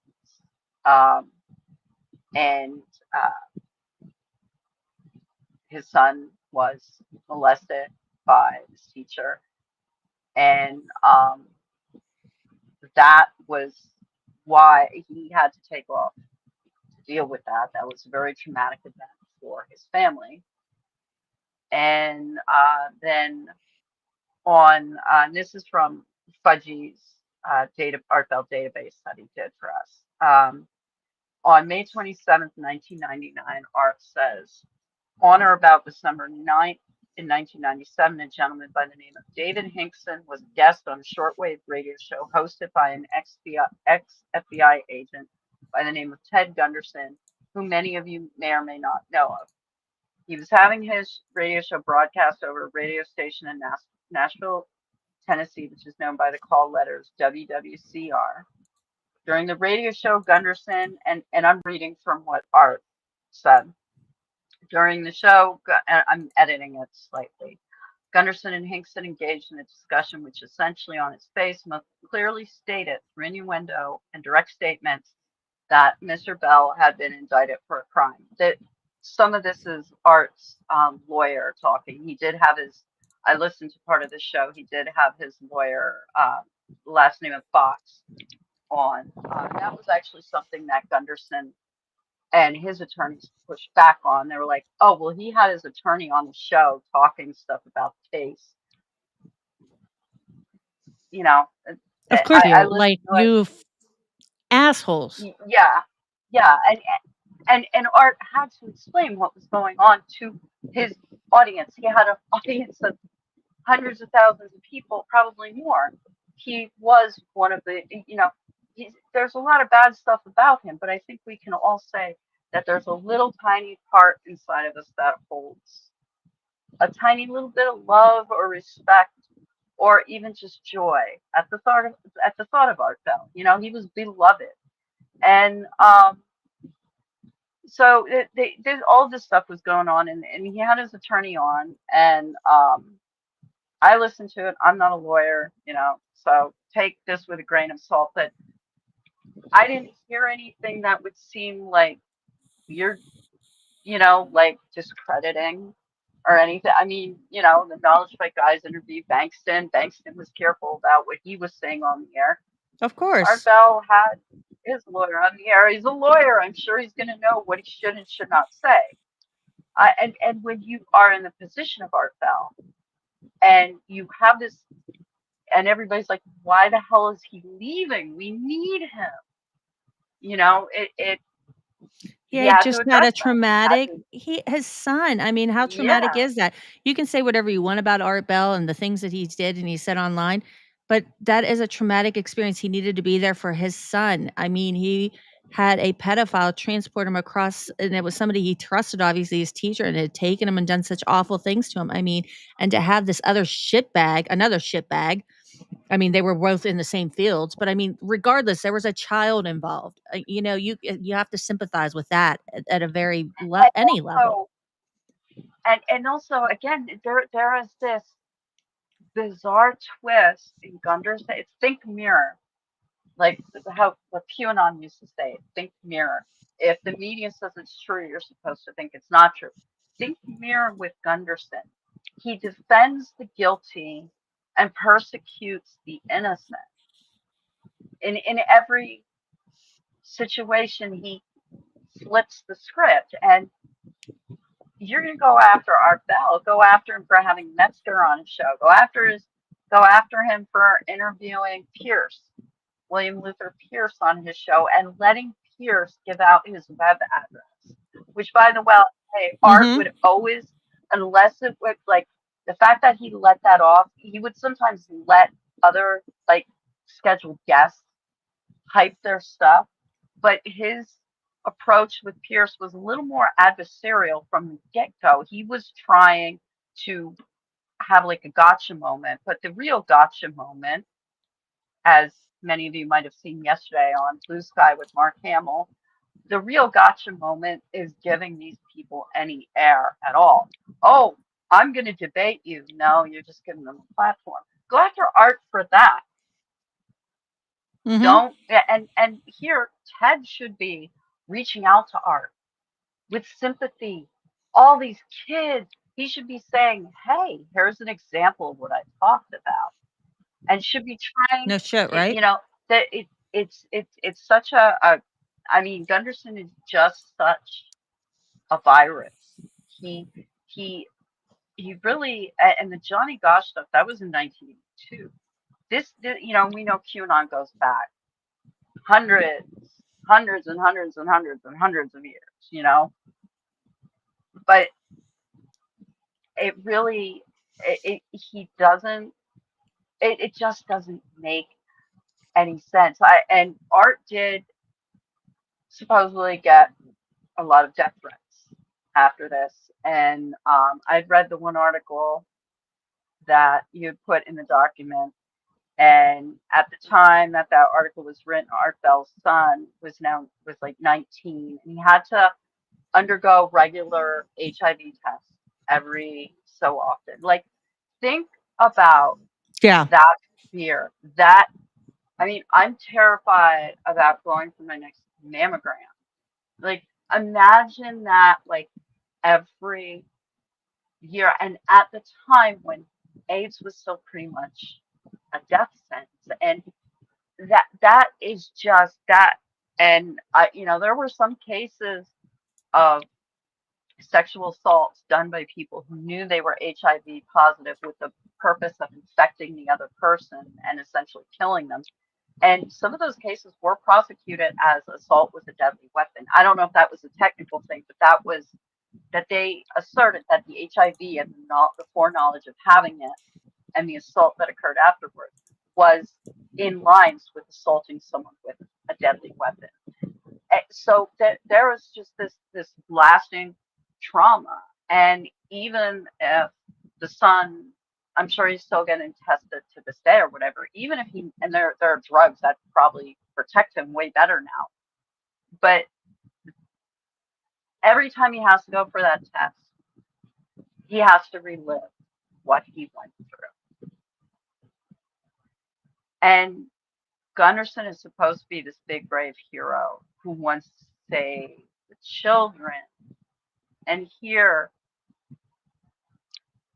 just like with shit with McMartin, he doesn't want to save anybody but his bottom dollar. And I don't care how much money he pumps into any of this stuff.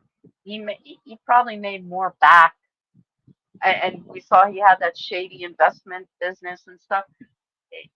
This was a man who's, I don't know if he was full of shit or if he truly did believe this stuff, or if it was a combination of both. We see that kind of combination played out with some of Alex Jones and stuff. There, and Art Bell had some serious stuff, and he did make a lot of mistakes, but there was one thing you could always expect with Art. You hear that music, Chase. Yeah. You hear that playing, and even if it's a topic that doesn't interest you, even if it's a topic you totally don't believe in, you believe it, and it's total bullshit. The minute that song starts, you're going to have a good time. You're going to have fun. That was what Art gave us. And I get a little choked up thinking about this because Art did give us a lot of bad stuff. But what did Ted Gunderson give us? He gave us disease, a mind disease, and that mind disease was already present in our society and it will always be present. But he really latched on to this stuff. And the fact that, and he was, I found a thing on the Knowledge Fight subreddit, a post headlined, "The time Alex's friend Ted Gunderson got Art Bell to quit the airways," and that sums it up. That really, yeah. Alex loved Ted, who, by the way, broadcast out of WWCR, the radio station in Nashville, which. That article is so good on it when it shows what happened there. Guess who they're owned by? Genesis Communications. Oh God, that's right. I have to read that article again. I read it when I was preparing for this. There's a Bill Cooper link. Yep. So there was, and I guess I'm gonna have to. I don't know. All right. Ted Gunderson, Bill Cooper, Alex Jones. Who is the least evil of the three? Fuck, Cooper. I guess I'm gonna have to go with Cooper. Yeah. That's a hard one. I would say Cooper. It's a hard one, but I'm gonna have to go Bill Cooper, honestly. Yeah. And it's it really, and I'll put the link in so that everybody can find the specific Art Bell show. Hold on, I'm putting it in there right now. I did post, I did it for you, Steph, while you were talking, because I knew you were emotional. Okay. I got you, babe. I knew you'd be emotional, but you did the fight for fudgy search. Never mind. But I posted from your sources while you were talking in our Google Doc, because I knew that part really got you. So I didn't do the fight fudgy search though. Yeah. I did make sure though in my Ko-fi, I have Fight Fudgy in there. I make sure so people can go to them for the source. I kind of use it as a blog and put our episodes and stuff there, and you and Quacks's stuff too, so I don't have to post it all the time and people can just go there. I don't know why they did this. I don't know if there was Quacks, did you say that there was some kind of personal beef that Gunderson had with Bell or I don't know. That's completely your territory. I wonder if it was just jealousy because Art was successful and Gunderson couldn't get the level of fame that Art could. So tear down the man. And it was probably, I mean, Art indulged in conspiracy mongering so much. I mean, the day of 9/11, he had Ed Dames on, who was remote viewing Osama bin Laden's location. Nash made a good point there I wanted to read. She said, that's the issue with a lot of people that claim to be against pedos. Unless it's taking down the people they want, they don't care. It's not about the victims to them. No, it never is. Yeah, and Nope. I mean, and that's the thing with the Epstein stuff. I don't care who's guilty. I don't care if, I don't think he is, and I think he is pretty much an inherently folksy good guy, Tim Waltz. Okay, if his name was on there, I'm just picking him because he's like the sweetest aw shucks like politician I can think of off the top of my I head. love him. Don't disappoint me, Tim. But if his name was on there, I want him to go down too. And that's the thing with this. It's about the victims. And Art Bell's son was victimized. And he was victimized twice. And he probably still has crazy, kooky, because his name was Art Bell the Fourth. So unless he's changed his name, you know, which I probably would have done in his situation, he, you know, oh, tell me about your father, you know, it just, the dude is never going to have a moment of peace, just from the fact of being related to his father, even if the bad shit hadn't happened, but then add in the bad shit. And it's really just, I think these people just can't, you get to a point where you can't see the logic. You can't, I mean, Fetzer had me pretty much convinced that a lot of these shootings and stuff were false flags. And you lose sight of the critical thinking. You lose sight of all of these weird anomalies about their so-called anomalies. And it does, you know, I can't, I don't know. You know, we can say, yeah, Ted was a bad man. Did he really believe this stuff? And does a true belief absolve the person? I don't know. I'm not really willing to think about that right now. But he had a huge platform. He had this appeal to authority fallacy of having been in the FBI. And he used that for evil. And I don't care. I don't care if you're a barista at Starbucks and you're using that position to do bad things to people. Using any position of power, no matter how high or how insignificant or how low or in between it might be, using anything like that for what we could classify as bad or bad intent, you can't really forgive it. And yeah, I don't care if Winnie the Pooh, Bill Clinton, or Adele's on the list. Yes, thank you, Nash. Exactly, and that's the thing that is getting lost in a lot of the stuff that's going on with Epstein is that, and I understand that there's so much scandal involved that you can forget about the victims. I do understand that. I don't think everybody is purposely trying to leave them out. But when Gunderson did the McMartin stuff, he was victimizing people.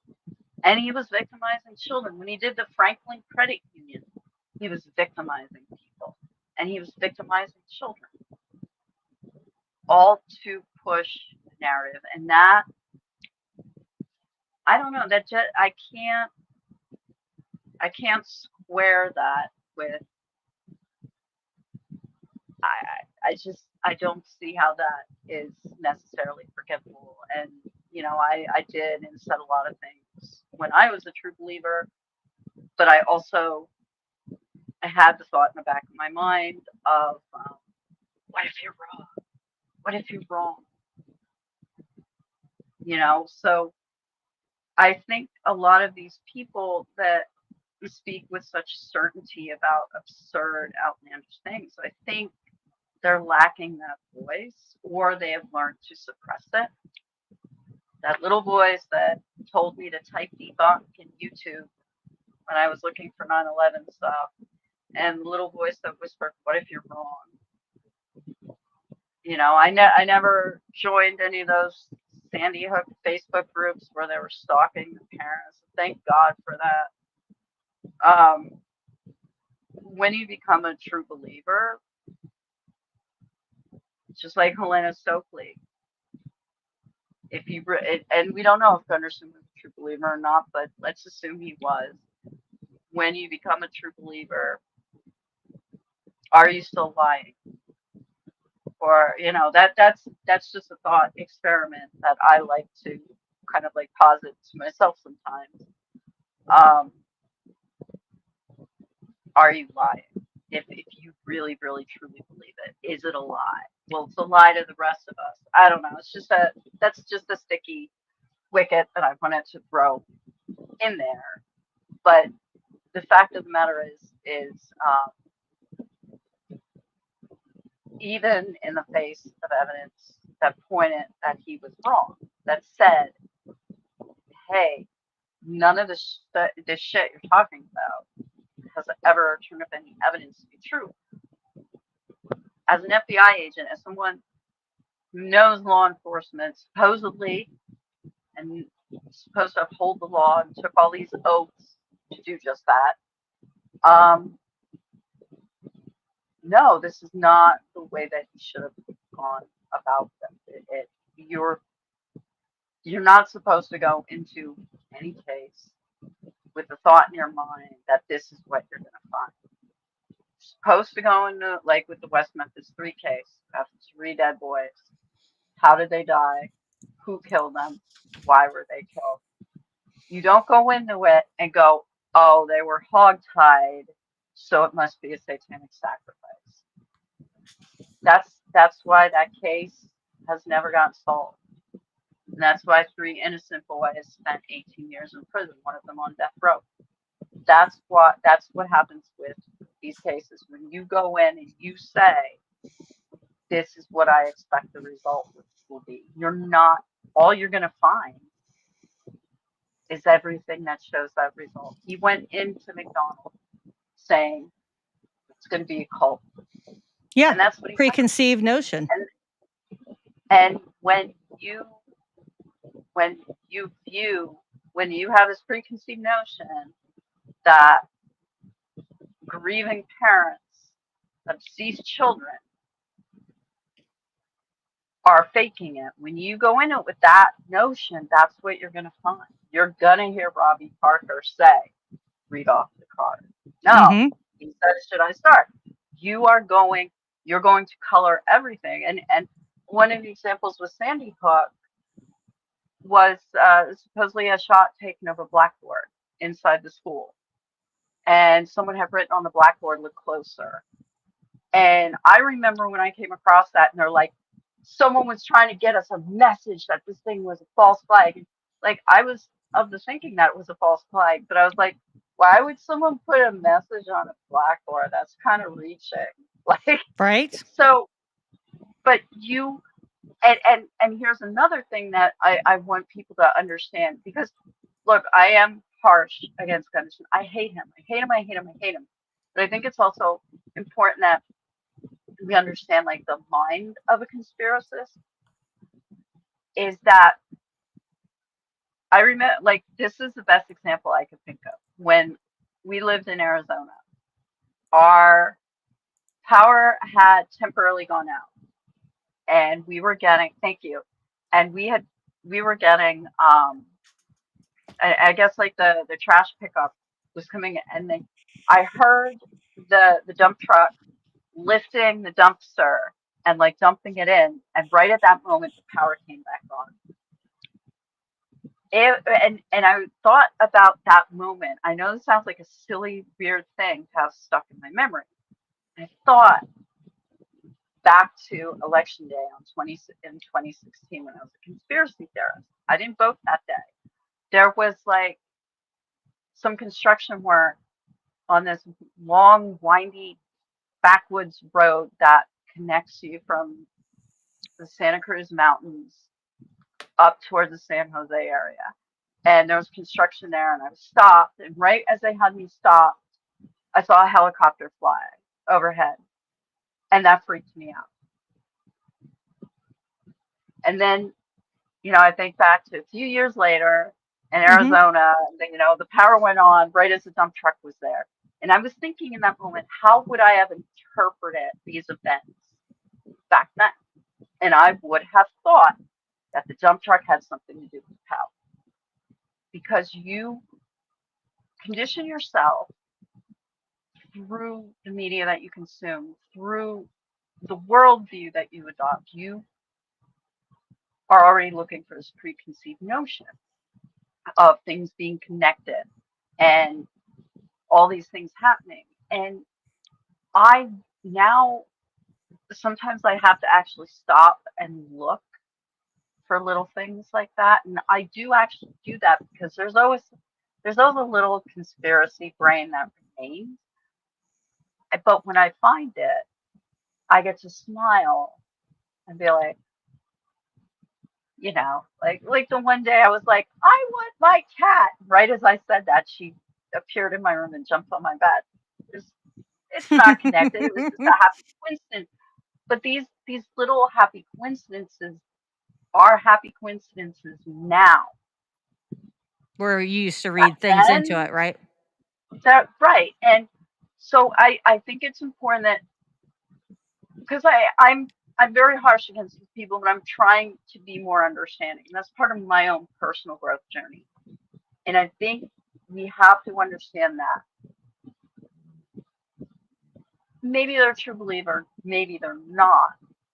But that worldview is still in their head. And whatever they believe or how much they believe it, that paranoia infests everything. Everything. And you take a shit 5 minutes later than you normally would on a Tuesday or something, and something's wrong. Right. The littlest things can become some kind of indicator to that paranoid mind.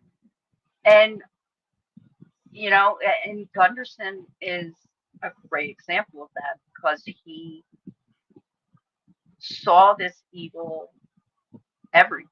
And when you see evil, I mean, there is a lot of evil, and you could say it's kind of everywhere. But when you instantly assume the worst of everything in every situation, in every outcome, that's what you're going to find. That you are going to find what you want. Like reading over the McDonald case, I tried to say,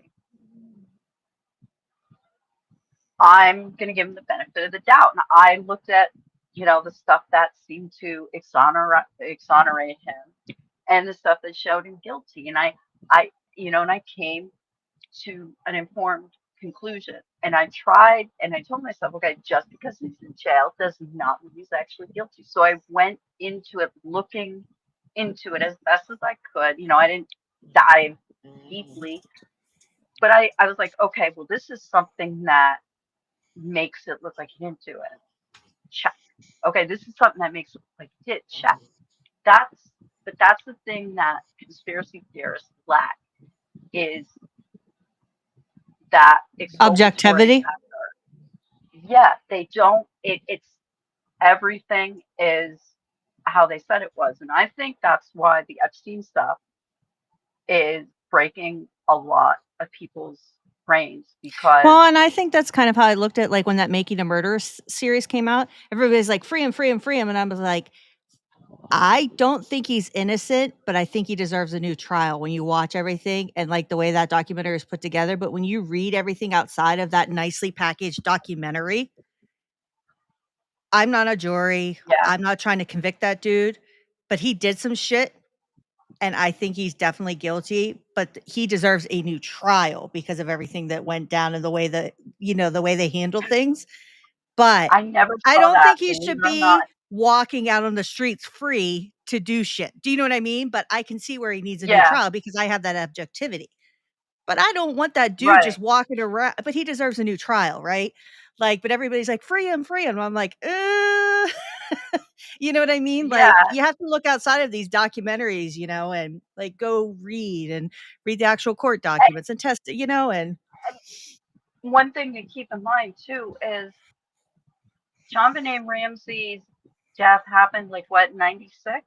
yeah, We had to wait like 30 years for a documentary to finally come out that didn't paint the parents in a bad light. And I'm not saying that they did it or they didn't, but the fact that it took that long for a documentary that didn't automatically accuse them is yeah, kind of tragic. ridiculous. Media And sensationalized. If it bleeds, it leads. that is what that, so we have to do our, even if we can't overcome our biases, we have to try our best to be aware Well, and to of bring it them. back, and I was going to share this story, and I told Quacks about it quite a while ago. And we had gone out for, what did we go out for? It's a couple months ago with our best friends, and they're adult children now. But we had gone out to dinner and go and just have some fun, do some stuff together. And I said, "Do you remember that satanic panic case in our town?" And I described what had happened. She was like, "Holy shit, I do." And here her cousin dated the girl in the family that this happened to. But back in the 90s when satanic panic happened, and I live in a really small town, you and Quacks know it. And this family in our town, they're prominent business owners, like even the daughter today owns, a prominent, business and stuff. But they got accused of sacrificing animals, babies and everything up on this rural road where everybody, like teenagers, drank and stuff, right? It was like a hangout road, like you could pull off on an old farm road and go and drink and stuff. And people started putting stuff on their doorsteps, threatening them, all this hatred. And the kids were in school. And it even made it to the news. It was around Christmas time. The dad finally went on our local news station. And he was talking to the camera like, please, we're not Satanists. We don't worship Satan. Like it was this whole thing. And I had vividly remembered it. But I was a teenager, and the other girl was a teenager too. She eventually had to leave our school and went to a private Catholic school to escape it and just try to get some peace. All of the kids did, actually. And she's going to try to have her mom, because her mom saves old newspapers, dig it up for me. But it was that bad that it like hit our small town and forced a whole family to actually go on the news and claim that they weren't Satanists and weren't sacrificing babies or animals and performing these rituals on this road where teenagers were drinking and stuff. Like how it all started, I don't know, but it just takes that one flicker and the whole town panicked. And we don't have a very big population, but like, yeah, and nobody talks about it I anymore. It's can, like they want it to be erased, like it never happened, because the family came back yeah, like it's all erased. Their businesses are fine. She's doing what she does. I can't say more. That would dox me, but she's very successful, like right. in what her career. And it's just insane to me that everybody, like our town's just like, that never happened. We didn't persecute this family. Like all said and Yeah, forgiven. Like we didn't make their life hell. They didn't have to go on the news and claim they weren't Satanists and sacrificing babies and, killing these animals. Like that's yeah, fucking yeah. And batshit crazy. I had kids when I was like a teenager, younger kids would walk by and like say that I was a witch because like I wore dark clothing. And I Like, what nothing are we bad doing as a really happened. society, like during that satanic Right. panic? Well, and I think one of the things is when you have these areas, like abandoned houses or like ducts and the places where teenagers go to party, there's always going to be graffiti, and there's always going to be a teenager who wants to be edgy and draw an upside down pentagram, all that kind of stuff. And that was me in high school. That was Quacks in high school. That's how a lot of the stuff. I think that's how some of these rumors would start. Is like, oh, let's get drunk and hang out in the woods and be edgy and draw like pentagrams and shit. And it just, so much harm has been done, and QAnon helped bring back a lot of this stuff. And the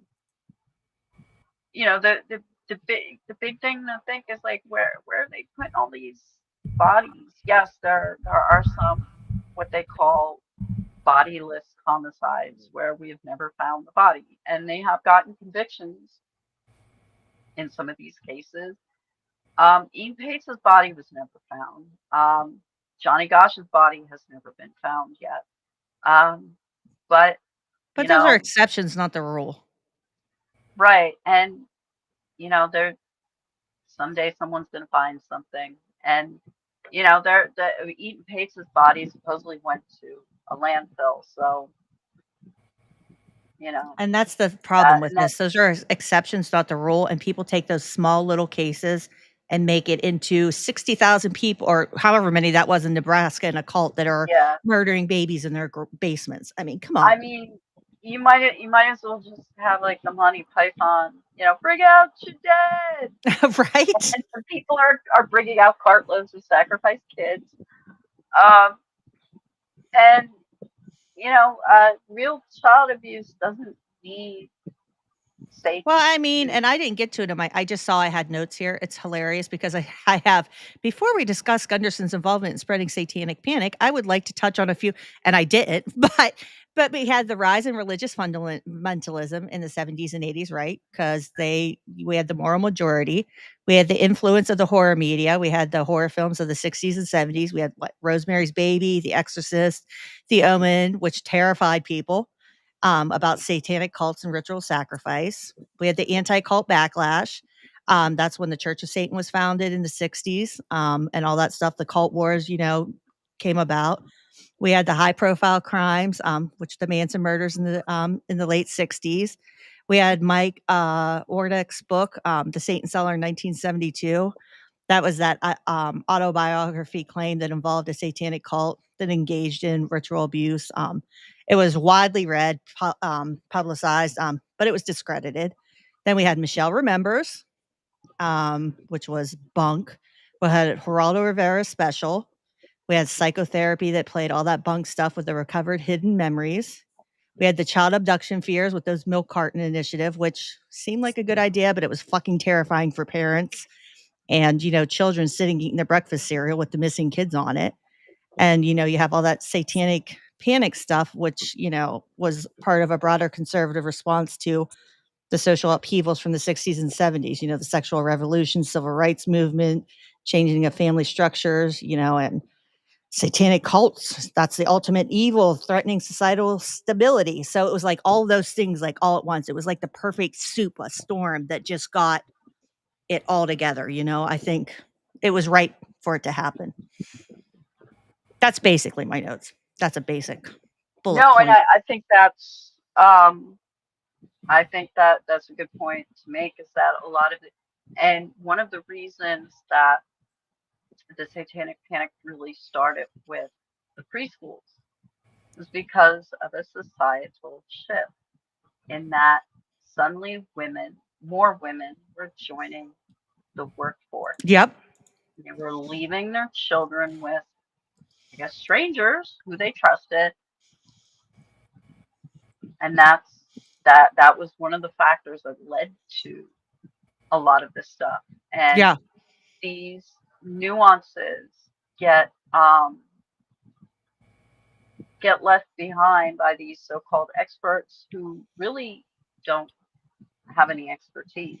And, like I said with the archaeology dig at McMartin, I had posted another link in there too, that there's, the first analysis that I posted, the person's like, he's basically doing a psychological analysis of the archaeology dig and explaining that this guy was under pressure to find what they wanted. Yeah. So he had to go into it with the same mindset that Ted Gunderson would have. And, you know, it's just sad. And, you know, It's sad all around. I'm burning mad about all this stuff, but I decided I want to keep myself better composed. And I want to be calmer. I don't want to call people names as much as I used to. I want to, you know, I'm trying to be a little bit better with how I present myself, even when I get very passionate. So tonight was my test, and I hope I passed. You did great. There was one more thing I wanted to touch on before we close for the night. Quacks was going to say something. Oh, go ahead, Quacks. I'm sorry. No, I just said you did well, Steph. Thank you. I will be mean for all of us. I can be mean sometimes. Everybody's like, Shelby, you're so nice. And I'm like, I don't think you really know me. I said that to Quacks one time. I'm like, you're so nice. He's like, you don't know me very well. Yeah, and then there was that time when I had all that trouble getting on. It was like, I was like, oh, really mad. Holy shit, Quacks. Like, I need a vent. Ah! Both like, oh my God, I've never seen you like, or never. Whoa. It's this one. Let me remove this. And I'm going to share this article 1 second here, because this ties into a more modern, and it has even come up. It still gets fact checked. Hold on 1 second. This is another one of Ted's conspiracy theories. He is the propagator of secret camps and guillotines. This is groups make birthers look the same.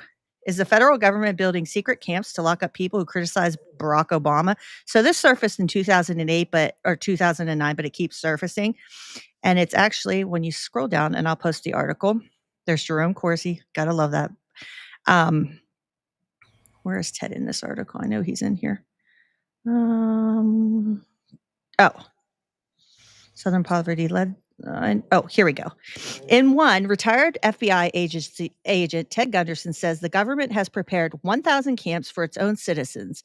He says the government has stored 30,000 guillotines to murder its critics and has stashed 5,000 caskets in Georgia and Montana for the remains. Why guillotines?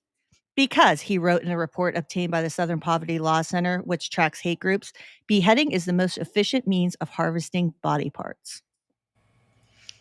So Teddy was all in that too.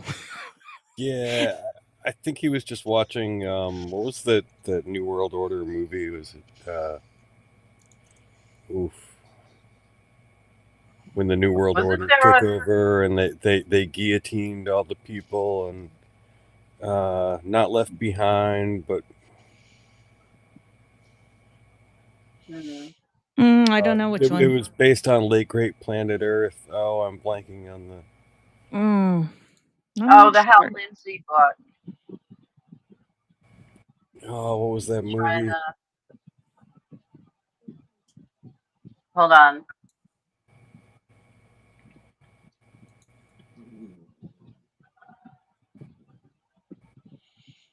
Outside of Atlanta, Planet Earth. Sorry. 1978. Yeah, keep saying the Late Great Planet Earth movie. Yeah, here's a whole militia article I'll post about him. Jesus Christ, Ted. Narrated by Orson Welles. Oh, no. Thief in the Night, Drew said. Okay, maybe that's it. Oh, thank you, Red Woodsman. I'm glad you did. Thanks for doing this. I learned a lot about Ted. He's either new to me or forgotten, but damn, he's a lot. He is a lot. Thank you. A lot. I'm glad you liked it. I'm glad. He can be a lot. Ted is a lot to take in. And I'm glad that Jim was able to show up so we could get, real insider. We had Jim. We had a lot of new people in tonight too. I'm glad we had a good mix of everybody. A lot of new people, new faces, and old friends. Yeah, it was a good show. Yeah. I enjoyed it, and I enjoyed trying to keep my passion from overwhelming me. Well, I feel better because I'm so overwhelmed. Taj has his doctor appointment tomorrow, which is great. But it's just like Sean's wedding's getting closer. So like we're ticking down, and like I'm trying to do the work outside, and it's just so the every other week and being able to like take the time and like do summer stuff and like other projects, like that really helped. Like, whew, I have a little bit of time to breathe. Like that's wedding. Like it seemed like it was so far away when they told me like they set the wedding date, and now it's like, holy shit, it's almost here. You know what I mean? And I'm like, and I keep getting messages. Can you do this? Can you do this? Can you guys? I'm like, oh my gosh. Like and it's not just them. It's the mother-in-law too. She's great. I love her. But it's like these messages. I'm like, oh my God. If you go, when we went to get married, it was like going to the DMV. It's beautiful. That's what Taj and I did. We got married in between him reporting to his duty station. That's what we did. Like he had 2 weeks between basic training and reporting to Fort Polk. We picked a date. Like it was like, okay, this is when we're getting married. We went to the magistrate. Boom, boom, done. In and out. You don't need a fancy wedding. No. To be I'll tell you what, it's stressing me the fuck out. I can only imagine, and it's just all the time and effort that people put into planning weddings, and it's like, and honestly, I just think about it, and I'm like, I gotta bake cookies too. We're supplying the alcohol. It's so much pressure. Yeah, like, and I try to imagine, like, if I was at like an actual wedding, if I had just gotten married, I'd be like, I just got married. I don't want to deal with people. I want to go home and watch a movie or some shit. Steph, I got to do the son and mom dance, and I cry watching that at other weddings because my boys are grown up. Like I bawl like a baby. I'm not gonna make it. Like that's stressing me out too. Like the whole thing. Well, it's gonna be beautiful, I'm sure. You're gonna be Linda. That's the movie I was trying to think of. A Thief in the Night. Yeah, Drew said it, and then the Red Woodsman said it's worth watching. I haven't seen it. Oh, okay. Yeah, there's 2 movies I need to watch now. Yeah. That they use the guillotine to kill all the good Christians. So I think that's probably where he's pulling that from, because that was a real big influence on that scene. Well, here's the counter to that. If that's the preferred method of execution because it's easier to harvest body parts, then why are people still dying? I mean, there is illegal organ harvesting, and there was just an article about a man who woke up as they were about to harvest his organs. He had been declared brain dead and woke up. And, why are there still people dying waiting for organs? What are the Rothschilds eating all of them to stay young? I don't think so. Steph's cooking tonight. But I appreciated this, and I just wanted to like share that this is something that is very passionate for me, and I think I did a good job kind of controlling my passionate outbursts, and I want to do better on that. So I just wanted to point that out. Bravo, Steph. Thank you. Bravo. All right. Well, I love you everyone. both.